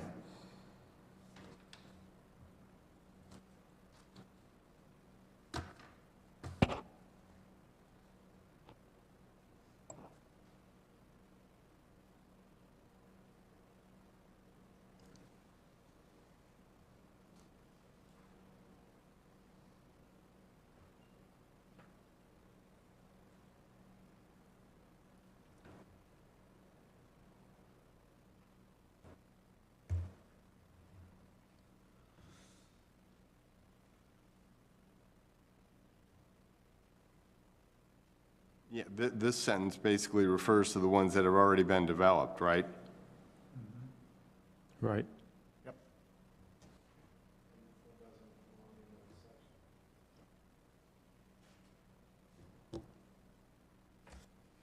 This could just be a much shorter, All right, so if we eliminate that sentence, because those are already on the future land use map are listed as low-density residential already, not ag, they're not an agricultural district at all.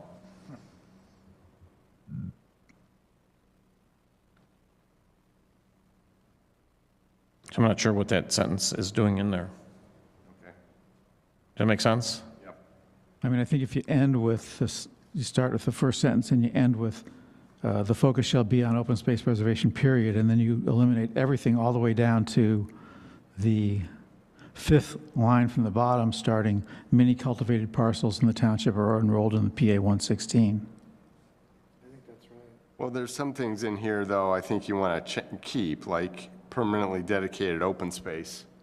I mean, clustering is a way to permanently preserve open space. So I think there is a reason to keep some discussion of clustering in there. I agree. Okay, yeah, okay. We'll just yeah. get rid of that one sentence. That one sentence is zoning rather than master plan. Right. And it's not an ag. Okay. Great. The other big thing here on this page is, out of this 113-page document, we have one paragraph on page 55 about the land preservation farmland millage. I think that deserves its own page, and the Land Preservation Committee would be glad to provide you with photographs and language to fill up a page on this. The township residents voted to tax themselves for police and fire, medical rescue, the library, the community, and farmland preservation. It's a big deal when the community votes to tax itself. So I think it deserves more attention than, I appreciate that it's in here now, but I would like to see the commission's thoughts on this idea. My concern is if we reference one millage, then you're going to have to reference the police department millage, the library millage, fire department millage, and every other millage that we have in the township. And I don't think that we want to show deference to one or the other when it's already referenced in here. Those villages don't have anything to do with master plan topics. This one does. If I could make a suggestion, I think I might have a solution here. So on pages 79 and 80, we talk about implementation. Some of these activities are ongoing, right? Like capital improvement planning is ongoing. Municipal service management is ongoing. Agricultural tourism is ongoing. So I would say we add a caption here for farmland preservation, put a picture in there, and put the description in here. Call it good. That's fine. Yeah. Good idea, John, thanks.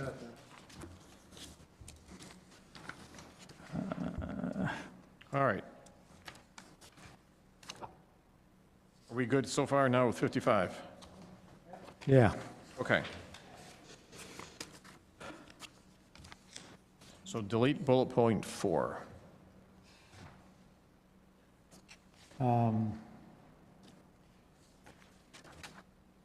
Nah, forget it. We've already talked about this. All right, okay. Yeah, please. 57, residential land use.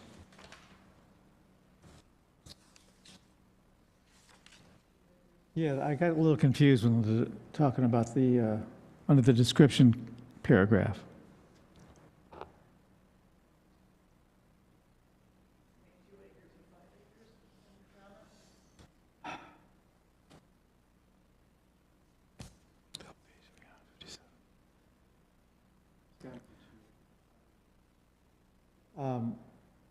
Well, low density would have to be 2 acres. Right.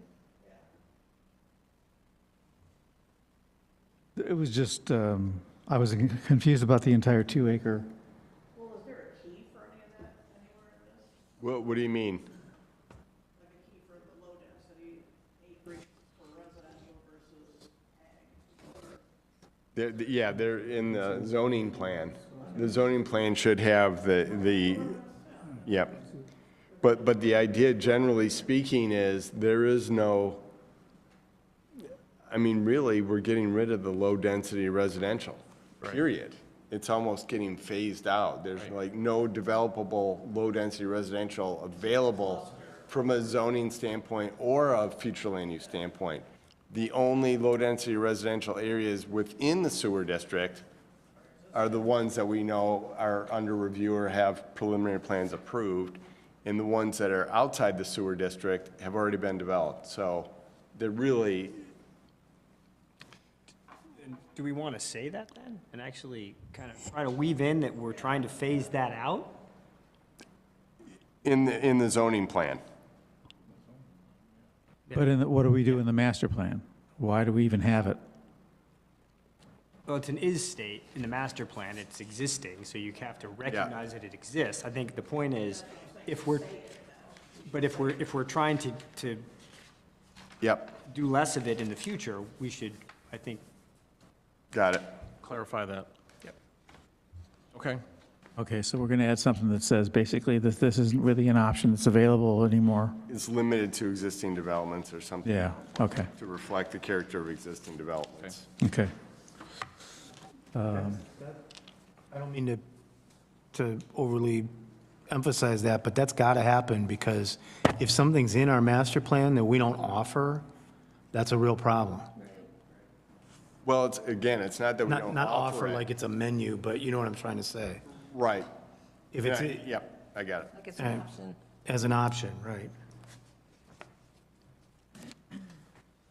Okay. 59, medium density, what do I have here?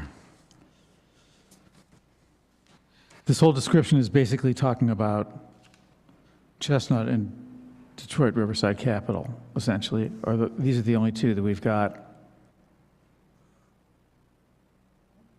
Yes?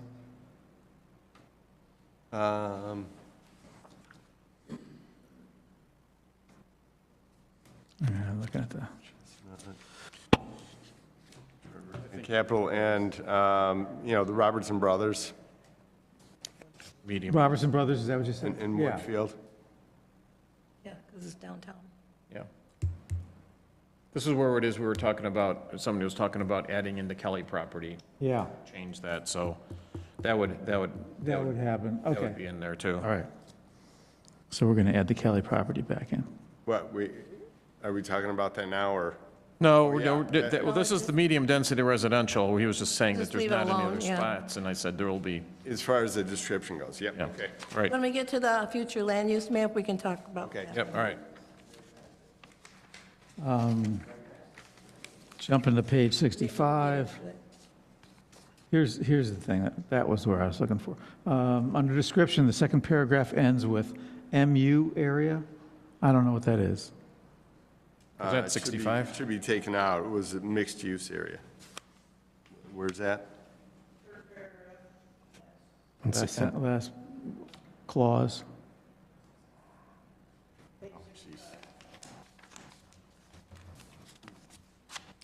Branching away from the MU area. It's in the description of the very last sentence.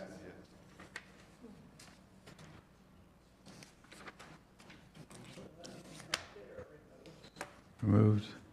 Just say, territorial corridors, period, yeah. Yep. Yeah. So my only comment about page 67 in the map there, aside from the Kelly property, is I was trying to figure out where the green was in the legend. Because it's so great, washed out, it looks kind of gray.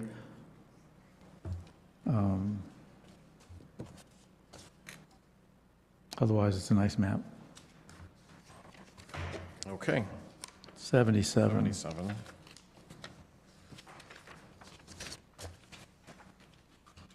in the legend, really.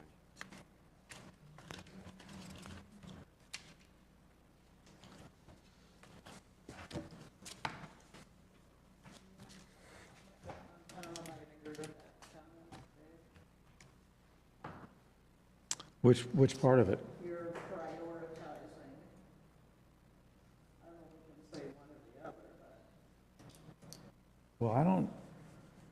know of any survey or visioning session we done that didn't prioritize preservation. I don't have, I'm sorry, can we go back to the map on 67? Because I think this map shows the parcel that we're talking about, whether or not to include or not to include. Is that right? the Kelly property?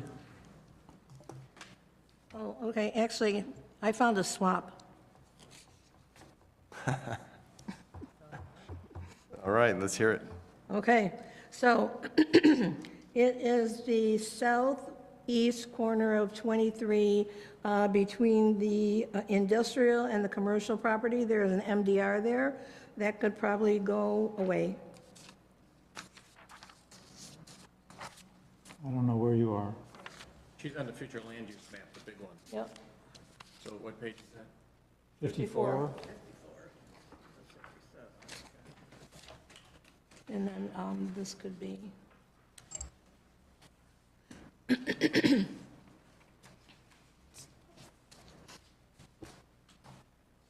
Right, we got MDR in the middle, commercial and industrial and ag. Isn't it less? Yeah, right here. You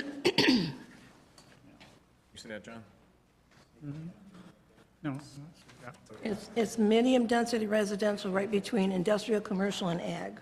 I'm low-density, rather. But isn't that the? Is there a develop- That's the apartments. There's apartments there? That's the ones, the groves. Sugar. Okay, wait a minute, I'll find something else.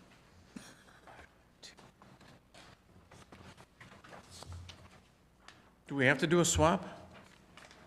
We don't have to do a You're swap. We going to just, change the 7,000 units REUs to 7,500 or? Okay, so if this person comes with a proposal for that property, then they would just be told that we don't have the capacity, and if they want to build it, then they have to help us at the wastewater treatment plant, or, as long as you have, right. But, and we don't know if all three of the other developments are actually going to come through, so. I think it makes sense to have MDR downtown, not ag. It is zoned right now ag too, just for, Right. and we confirmed that with the owners of the property who came and talked to us. That was a conversation we had. So Okay. it's a two-pronged, what we told them, a two-pronged approach. Zoning, they got to work on the zoning, and then we gave them the timeline for the master plan, for, for their, Okay, but- to make sure their comments are known. We can change it to MDR on the future land use, yes? Currently, future land use is. Yeah. In the current master plan, yeah. Yeah, and the current it is, and the proposed, it's not zoning, Right. it is ag. Right. They're approaching us already with the current map.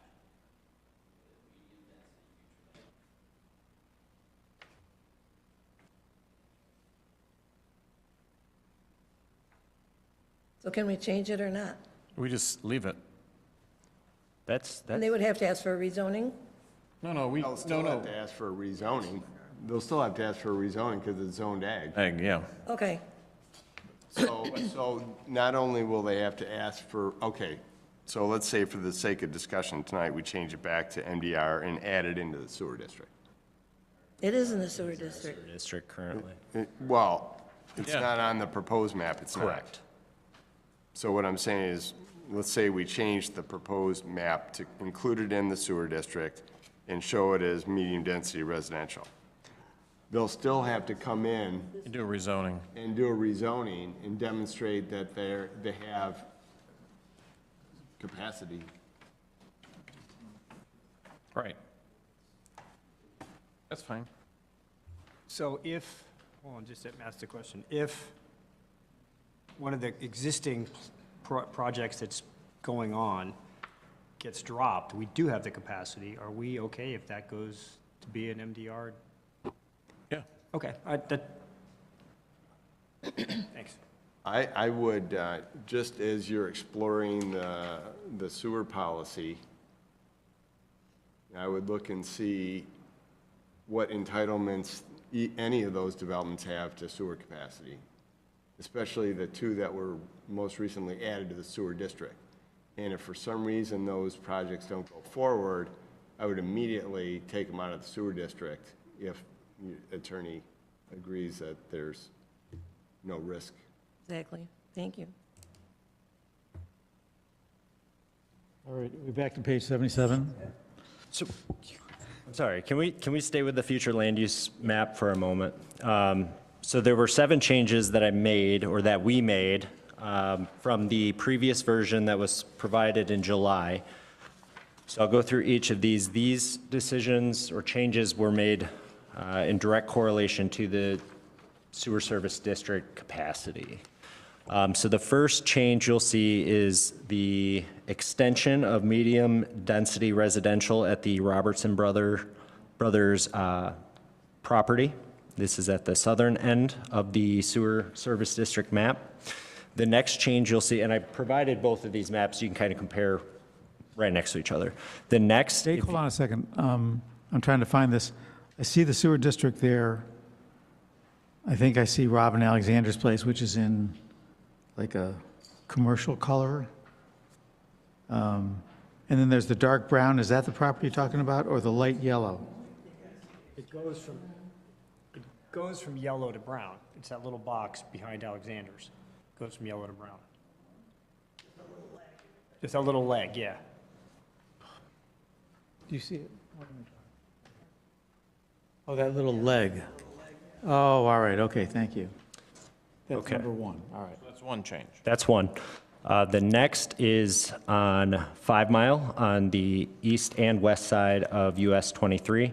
A few parcels there taken out of the sewer service district, and then two parcels downzoned from medium-density residential to low-density residential, just based on the characteristics of that currently. The next change moving forward, or moving north. Again, you're going too fast for me. I'm Sorry. trying to, I wish the road name was here. I think, I see 5 Mile, it's above the high school, above the Give me intersection. 1 second. Those 2 little ones? All right, I see them, thanks. It's out of the sewer district and it went from. This for you, in case you pen. Yeah, so here's one.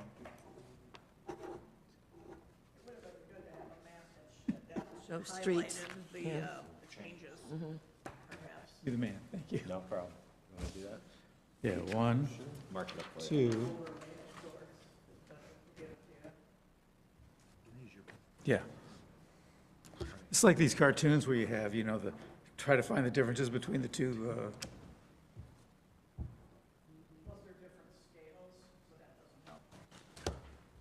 Thanks.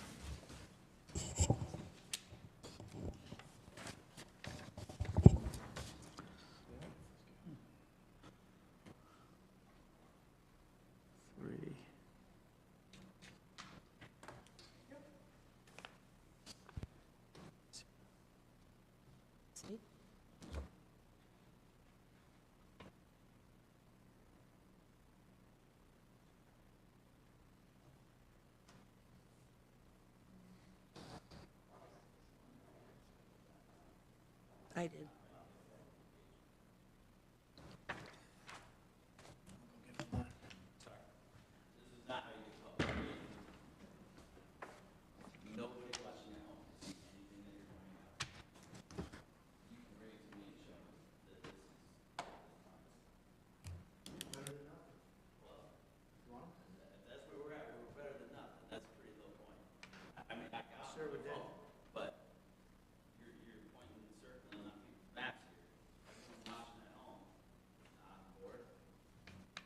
It's a good point.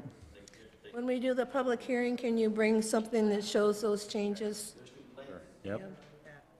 Yep. Okay. Like our big board? Next time we'll make sure, next time we'll make sure we have it on the laptop. Okay. Okay. So the third change would be at the corner of 6 Mile and Coyle. The next property to the north would be the I'm assuming Kelly property, this Main Street property directly north of Horseshoe Lake. The next change would be along 7 Mile. That's just a reduction based on what was what parcels were already connected into the system.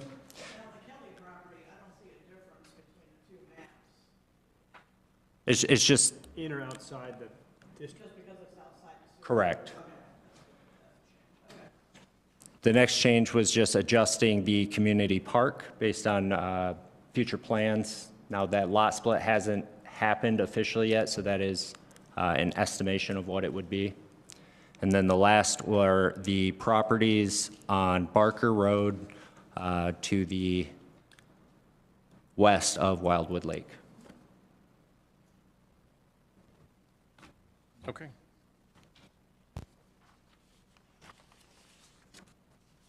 So do you have any discussions here about this?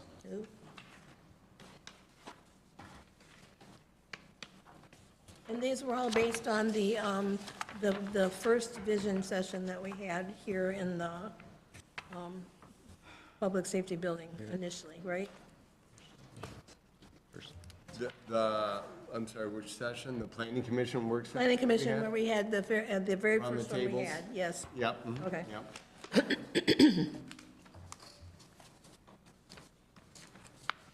Excuse me. Is there a way to get those two maps on the website? All these maps will be on the website. It's been posted too in the. The two that we were just talking about, okay. All right. Oh, great. Okay, cool. Back to page 77. I just recommended a rewrite here because of all the information that I've gathered over the last 20-plus years is that the residents here prioritize our rural character to future growth. So that's why I wrote this up. If everybody wants to leave it the way it is. We good with this? Leave it? How many, do you have any issues with leaving it the way that it is written? Or do you want it changed? I actually think the sentence as it's written is kind of confusing and awkward. Designed to accommodate future growth and preservation of character. Farmland, open space, and natural features. Don't you want to be the green gem? I don't really want to be the green. You don't want to be the green gem? I don't, unless it's a superhero of some sort. Then I'm on board. Well, it's what distinguishes us from every other community that's suburbanizing. All right. All right, so we're done with 77? Yep. X to that. All right, 78.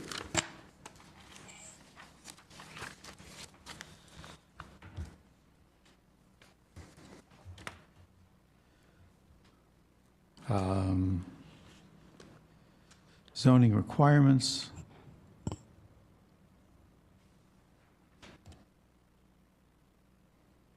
I would think that the last one should be the first one on the left-hand column.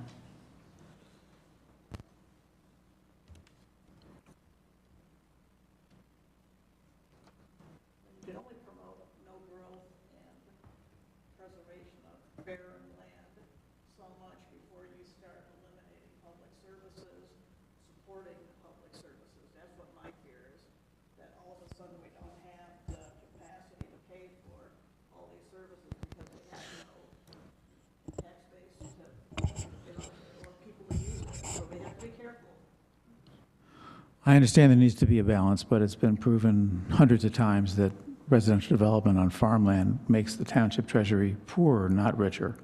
And you have more requirements and more demands with not enough taxes to cover it. So, But I don't think these bullet points are a matter of priority, 1, 2, 3, or 4. I think they're just bullet points.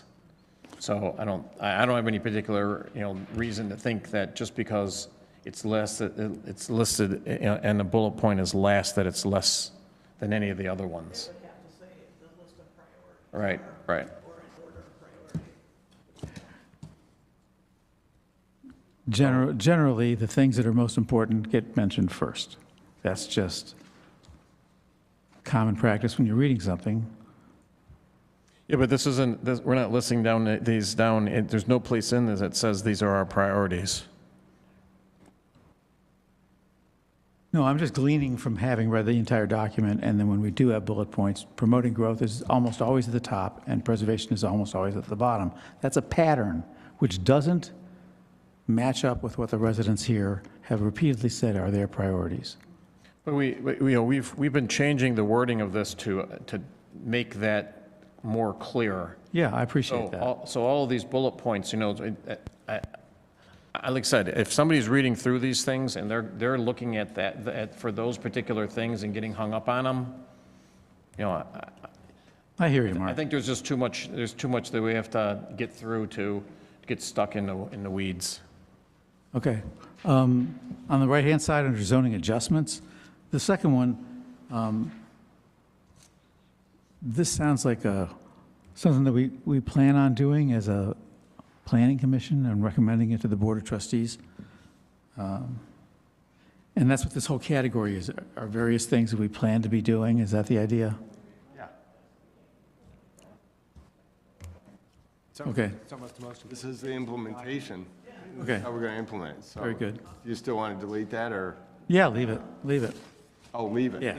Yeah. Okay. I have a question here.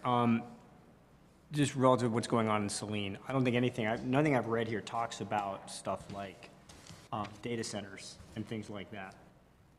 Is that anything that's come up in this? I mean, but are we protected? Do we have a point of view, and are we protected from a zoning standpoint that we get what we want or don't get what we don't want? So,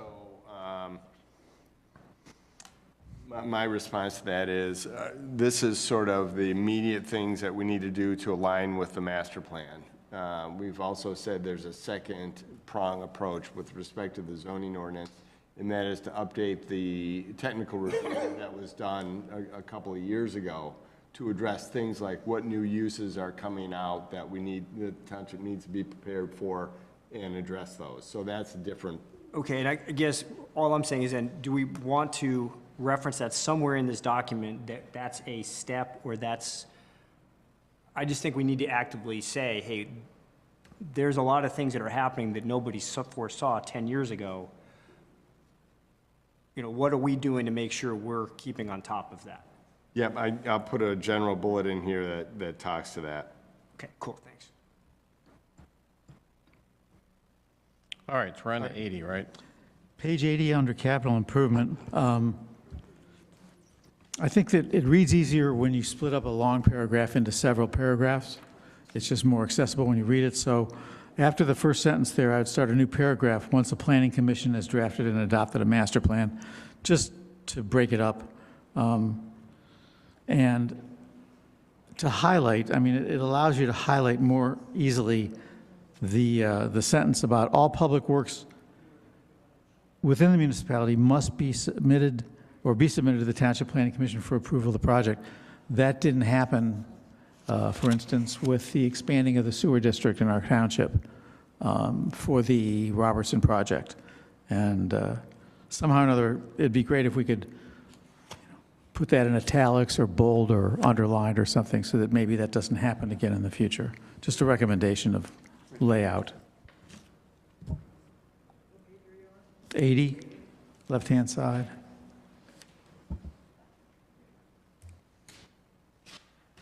Okay.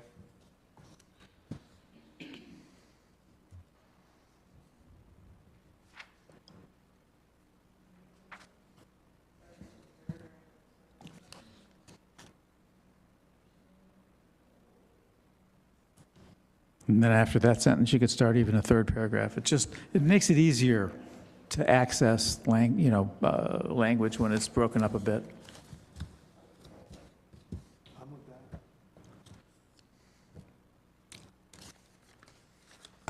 Thank you. Okay.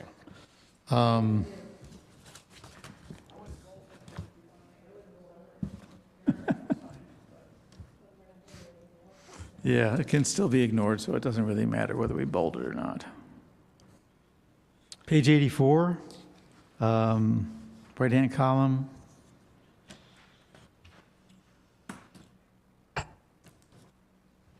The only trouble I had with this is that I remember a developer coming in here recently and saying that our township was stagnant and dying.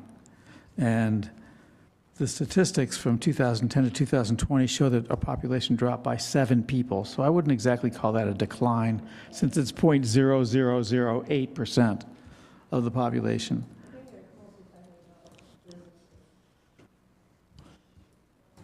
Well, nonetheless, yeah.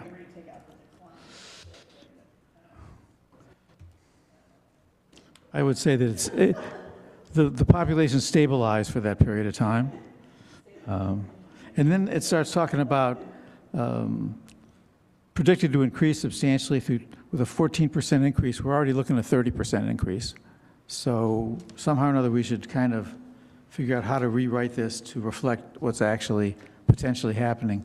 Again, if these developments go through, which we've approved and which the developers have invested a lot of money in so far. Unless we have some information that they're walking away. I haven't heard anything like that. As I say, they're only a preliminary approval. They're not approved. They haven't come through with a site plan yet in order to approve anything. I understand I mean, there's I understand that there's a process, I but mean, they're just a little bit into this, so. We did reference that in the housing demand analysis. So, All right, so let's move on through here, because we're getting stuck in the weeds. So we're going to end up making the population stabilized.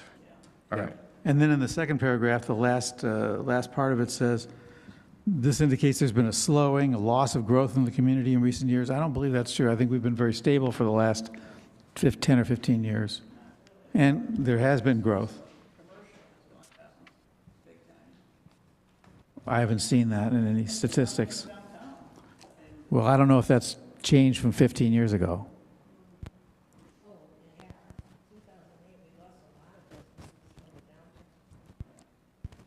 Anyway, if you want to leave it as we think there's been a loss of growth in the community, then leave it.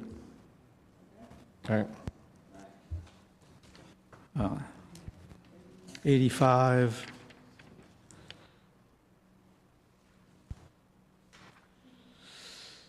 '85 predicts that we're only going to go to 12,000 by 2050.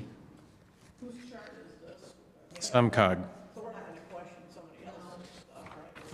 Just something to look at. When you look at page 87, for instance, this table 7, the population looks like it's dropping from 8,550 to 2,000 in 2050, so there's something wrong there. Yeah, that number is wrong. And then the households, typo. the households are predicted to go from 3,489 to 9,700 in the next 30 years. I don't know how that's what we're supposed to do with that. The 9,000 belongs where the 2050 is, and the 4,000 belongs where the 9,700 got. 4,000 households. Yep, exactly. Oh, okay. Yep, And the 9736 goes. yeah. Yeah, it should be changed. All right. I think I'd kind of agree with David. I mean, this is SEMCOG, and I get that. But there is stuff in progress that is going to be different than what this is. And again, it may change, but I think putting something that says, you know, there are things in progress that would move this to X instead of what's here. Yep, we, on page 91, under the conclusion, we said, there's a sentence at the bottom there. Well, let's see. Yep, okay. And recently received preliminary approvals. While some of these projects may not come to fruition, this trend underscores the need for long-term housing. So we can put I guess on 87, or one of these pages, maybe making that a little bit, move that up further. move it up further, make it a little clearer, I think. I like what you did on that page. I agree with that on 91, the conclusion. That's great, thank you. Can we change the term conclusion to like a synopsis? Sure. Somebody made a comment about a conclusion that this might be the conclusion for our master plan, so, or summary, however, whatever term. Yep. Okay.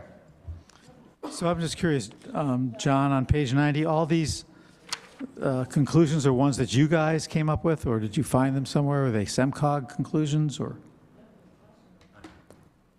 Jake? Page 90? Yeah. Housing and Yeah, that's analysis. data directly from the Washtenaw County Housing Study. Oh, okay, all right, thank you.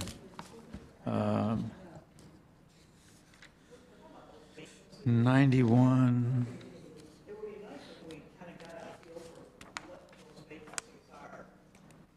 On the bottom of page 88. Yeah, are they vacant businesses or vacant houses? Yeah, or The housing, it's vacant housing. are they stick-built houses, are they trailers, are they, you know, what are they? I know they've lost a lot of people in the manufacturing of the state. Side of them.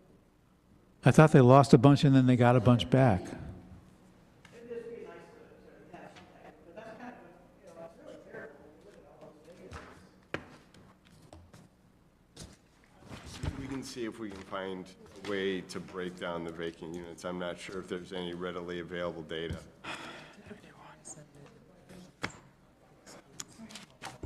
All right, so we're on to 92.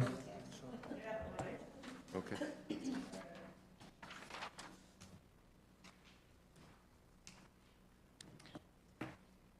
Yeah, it would have been great can we like just draw in some kids on these play structures? I mean, don't you think it looks kind of sad? I think it looks sad, actually, to tell you the truth. When we were on page 91, there's a conclusion that we have there. And is that, again, the housing authorities from the Ann Arbor Area Community Foundation, Washtenaw County Housing Study? I'm sorry, which page The was it? conclusion on page 91? No, the strategies, those were provided by us. That's, And the conclusion, which will change the synopsis or summary. okay, my only thinking was that we might want to move the conclusion farther up in this section, just so that people don't have to wade through all those pages of documentation to get there. But, So this is, really it should say summary then, because this is a summary of the housing demand analysis and strategies for housing development. yeah, as opposed to background summary, it's more like a current summary of existing conditions, somehow. However you Make want to word that clear. Different than conclusion. And then to answer your question about the playground, no, I am not willing to go take photos of kids at a playground for the purpose of this document. But you are welcome to do so. But, okay, so, It is weird going around the township and taking photos everywhere. so this is okay with everybody? You fine with this? This is a very sad photograph of a playground with no kids. All right. Employment. Fine, leave it. Employment, What was this? Page 9. You got figured from 2015. What is that? it's in this master plan from 2019. Oh, The statistics there exist for from 2015, it seemed to me it would just be I helpful. see. On table 11, it says sector, employment by industrial sector 2015, but then it starts at 2019, and he says there's stuff from the current master plan that's 2015 that's in there, so. I'm sorry, John, what? We'll update that. Okay, cool. Yeah. Sure. Yep. I'll Photoshop the kids into the playground. Yeah, there you go. All right, 97, physical characteristics. This is a good picture. We can forget about 97, you guys Right. like the growth and development language. I think it's kind of weird, though, we're talking about growth and development, but we're recently talking about topography, and it doesn't make sense, the two things don't make sense to me. What do you think flooding should improve? Well, on 97, I don't understand that paragraph. The natural features, because, well, if nobody else has a problem with that paragraph, I kind of think it's weird. Well, no, I mean, I don't have a problem with it because the natural features do influence the growth and development of the area because the lakes and where the streams are and stuff, those are natural features. They do influence where it is things can go. So that's the only reason I'm pointing it out. Okey doke. 98. Yeah, I was just confused when I read this paragraph at the bottom where it talks about how more development there is going to improve the flooding situation based on assumptions found within the report. Does that sound weird to anybody else? Page 98, second paragraph, bottom half of it.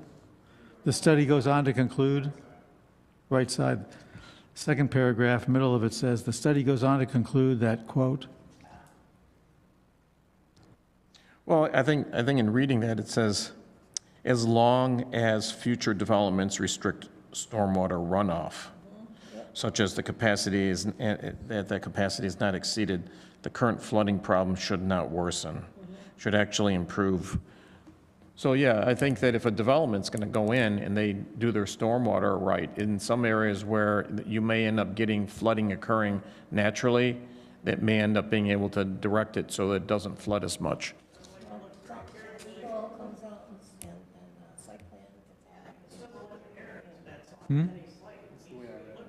okay, no problem. Seemed weird to me, but.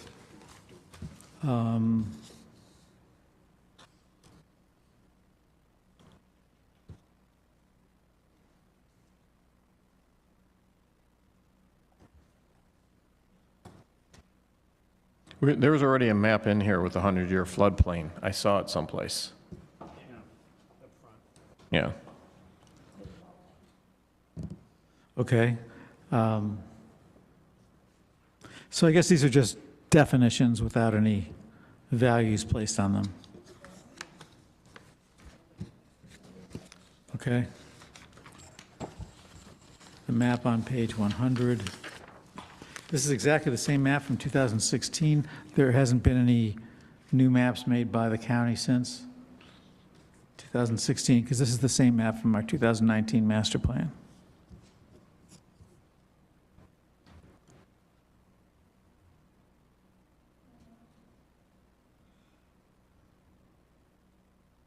Although maybe, if the master plan from before had a map from 2016, this one's from 2019, that might be the most recent one we have. Is that the most recent one we have? That may be the most recent one that the county has. All right.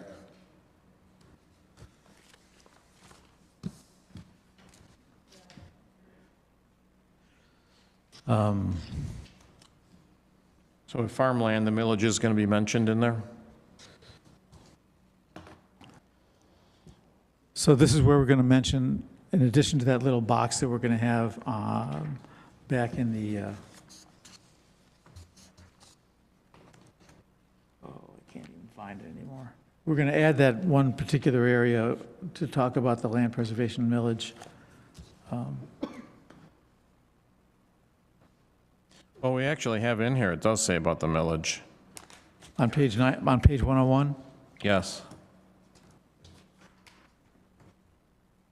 Oh, actually, it doesn't. It's had participated in legacy land conservancy purchase developmental rights. Yeah, perhaps we could mention it again here somewhere and make it toward the beginning of the farmland discussion instead of the end. That's fine. Make a notation that the township passed a millage to fund farmland preservation.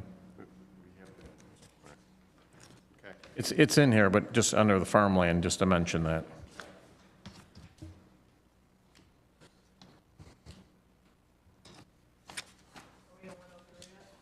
We're almost done. We're on 102. The map there is talking about the historic nature of the community and resources. The copy is about farming, but the house is shot in town.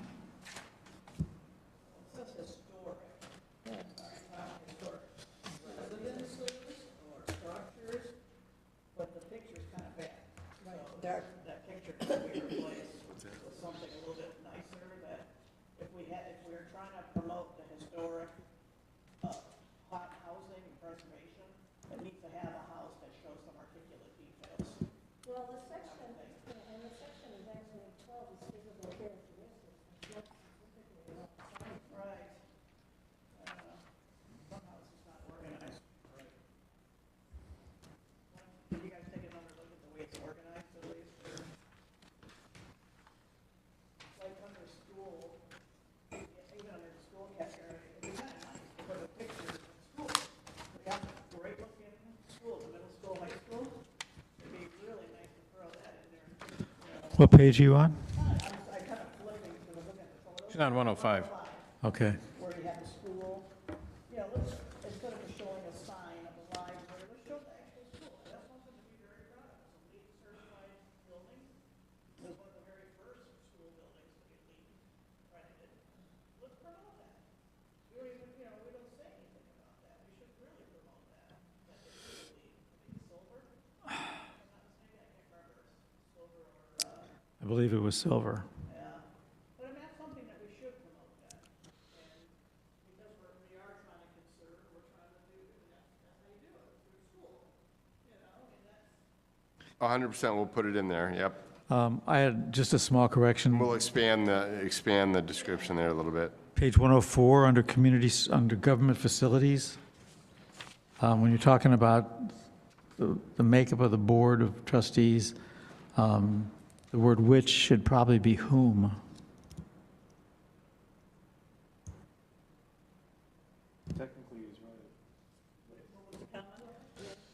Okay, got it.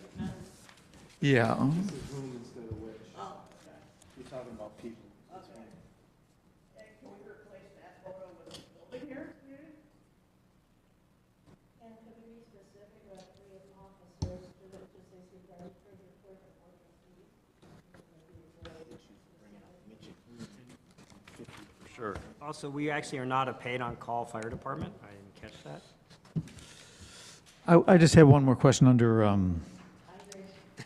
page 104, wastewater, utilities, and solid waste. We have a sentence in the middle there. There are no plans for expansion of the service area in the future, but we have references earlier in this document to Tetra Tech or somebody recommending the discussion about expanding the sewage treatment plant. But not the service area. We're actually shrinking the service area. Okay, so you don't see a conflict there? We're There were- going to have to expand the plant to serve the existing area. Okay. All right. Thank you. I have one thing, too. Northfield Township Police does not have a director of public safety anymore. They have a chief. And, I'll give you an update on the fire department. yeah, all right, okay, fair. Go ahead, Janet. Yeah, also under community facility and services, we should also, I believe, include, we have a new Hamilton Clinic in town, residents, and we also have our Northfield Human Services downtown as well. But are those government? It just says community facilities and services.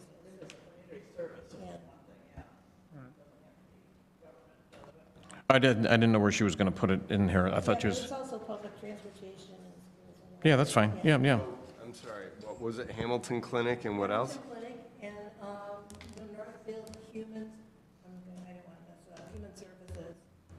Is there Whitmerly, I can't remember. It's Northfield, Northfield yeah. Human Services, who by the way are taking donations. Anything. Okay, so are we done here? I just have one question about the appendix. Yep. In the table of contents, it lists a couple things, but they're not here. They will be here in the final version, I assume. Yeah. Yeah.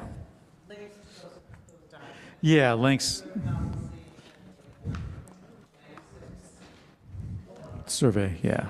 Great. I added them, but obviously they didn't want to have Yeah. another 40, 50 pages to the document. I get it. I get it. It's no problem. I've been doing a little investigation into, we talked about a baseline, trying to create a baseline survey of the community that tells us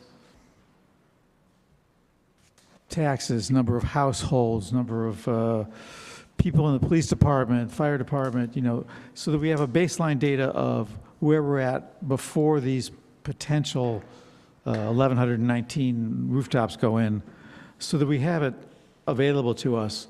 So 5 years from now or 10 years from now, we can look back at it and say, well, before this development took place, this is where the community was, and now that it's been developed out, this is where we are in terms of things that have changed. I think it's always helpful to have baseline information like that. What I looked on Google, and there's any number of references that can take you to what categories you should fill in as part of this baseline report. I'm not asking the planning commission, the planner, to do it. I'm just saying, I'm just curious if anybody on the planning commission thinks that this might be something that would be helpful to have in a master plan, or just have it sitting aside as something entirely separate. This came up at the last time we talked about this, and I know I spoke out in favor of it. But I don't know I thought we were going to brainstorm what categories we wanted to talk about. Well, I can bring, I remember that. I can bring a list of categories at the next meeting. I was just curious if anybody thought it had a place in a master plan. John, do you have any opinion about that? I think that's a great idea. I think you're a little bit constrained by the scope of this project, the budget of this project, the timing of this project, that just doesn't allow for that additional level of work at this time. I think that's a great thing to pursue. I think, every year we do a planning report for you guys.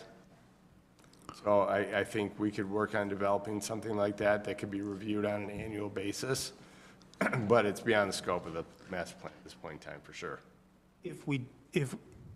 I agree with that, especially the timing part, but if in a year from now we've got categories that we like with baseline data that we like, we feel is accurate, and we feel like that would justify an amendment to the master plan, we can just do an amendment just to add that particular set of data into the master plan. I don't think you use that I don't think you need to amend the master plan to include that information. What I would suggest is you maintain that information, as a separate ongoing planning document, sort of scoreboard or whatever on how the township's doing. And that may determine that you need to revisit the master plan if you see changes in those numbers. Say, wait a minute, we're getting out of alignment with our policies here, we better revisit it or something like that. That makes a lot of sense. Yeah. Okay. I think we hashed that out good. All right. Any other comments or questions? All right. So, do you have any questions? So at this point in time, are you comfortable with are you comfortable recommending we make the changes and then forward the document to the township board? Or would you rather have us make the changes and bring it back to your next meeting on the 19th of November? I would recommend from the manager, we bring it back with a specific focus on the map, because we're making a change, Kelly Farm.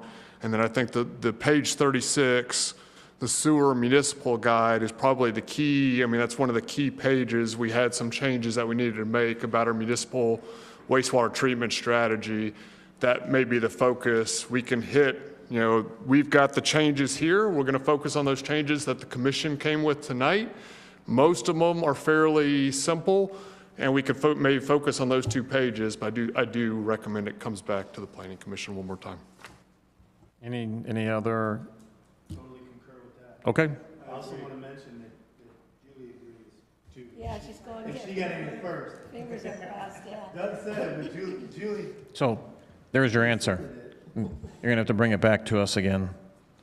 So whatever the timetable is that needs to be altered in the document, because I saw that there was a timetable in the document there too, so. So if next time it comes back and there's nothing really, then we can send it off and publish it. All right. So that's going to be at our next meeting, correct? That we're going to have all these changes? Jacob? I'll get started on it tomorrow. So that is the, what, the 19th, thank you, yeah. Good?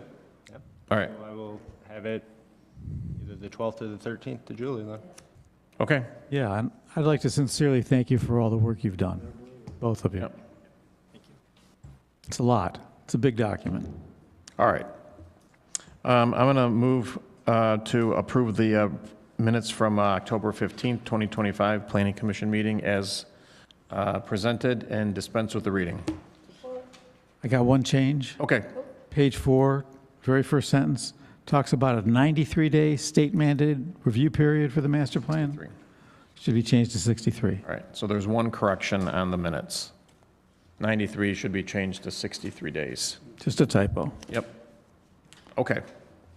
So, all right, yeah. All right, so motion by Stanley, show support by Chick. All those in favor, please say aye. Aye. Opposed? Motion carries. Final call to the public. Anybody want to speak?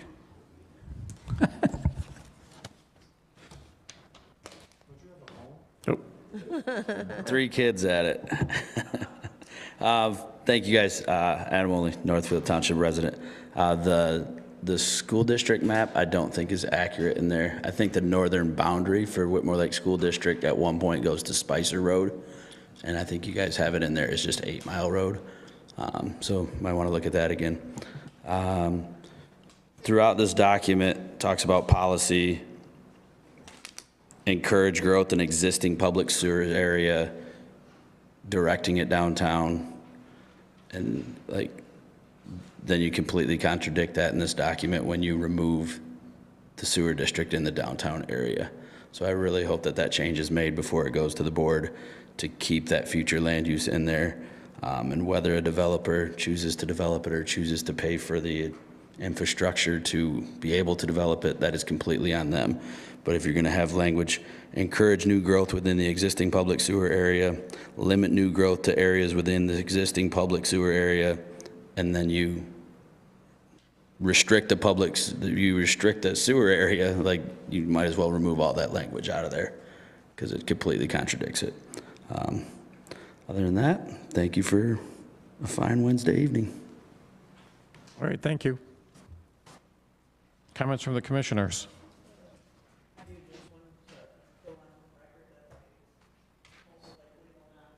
Microphone. Most likely, I will not be able to attend the next meeting, which was on record from before. Right, But if travel is canceled, I will be here. okay. Oh, Yeah. All right, Mr. Gordon, let's start with you. Thank you all for your time and going through all these pages of recommended changes and for the consideration you gave to all of them. I appreciate it. I'd also like to thank Trustee Olney for making the comment that he did about trying to be more transparent and have the public involved by having these things, maps especially that we're talking about online and on the video and on the cameras, on the video screen so that the public can follow along. I think it's, we need to do our best to make sure that happens every meeting. And other than that, I have nothing else. Thank you very much. Mr. Thomas? Ms. Gannon? Ms. Chick? Yep, I would just like to remind everybody that the Whitmore Lake area or Northfield Township Human Services Food Pantry has emergency operating hours because of the SNAP benefits being cut off for now. And they will be open on Tuesdays and Fridays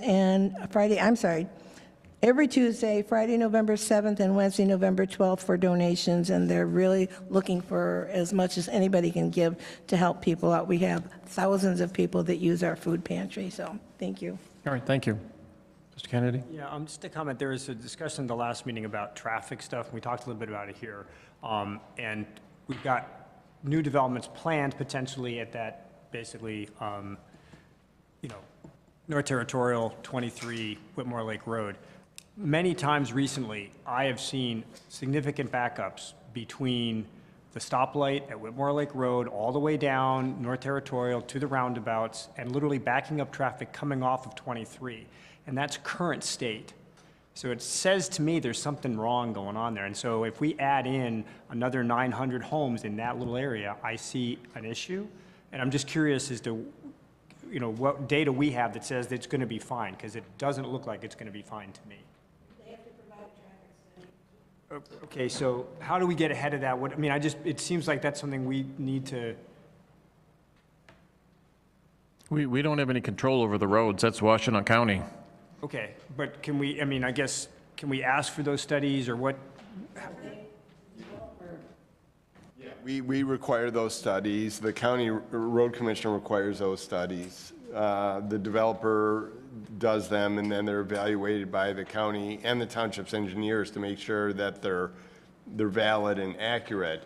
And then the county determines what kind of improvements need to be made in terms of XL, decel lanes, turning lanes, light timing, all the different things that you can do with a system, a traffic system, to try to accommodate it.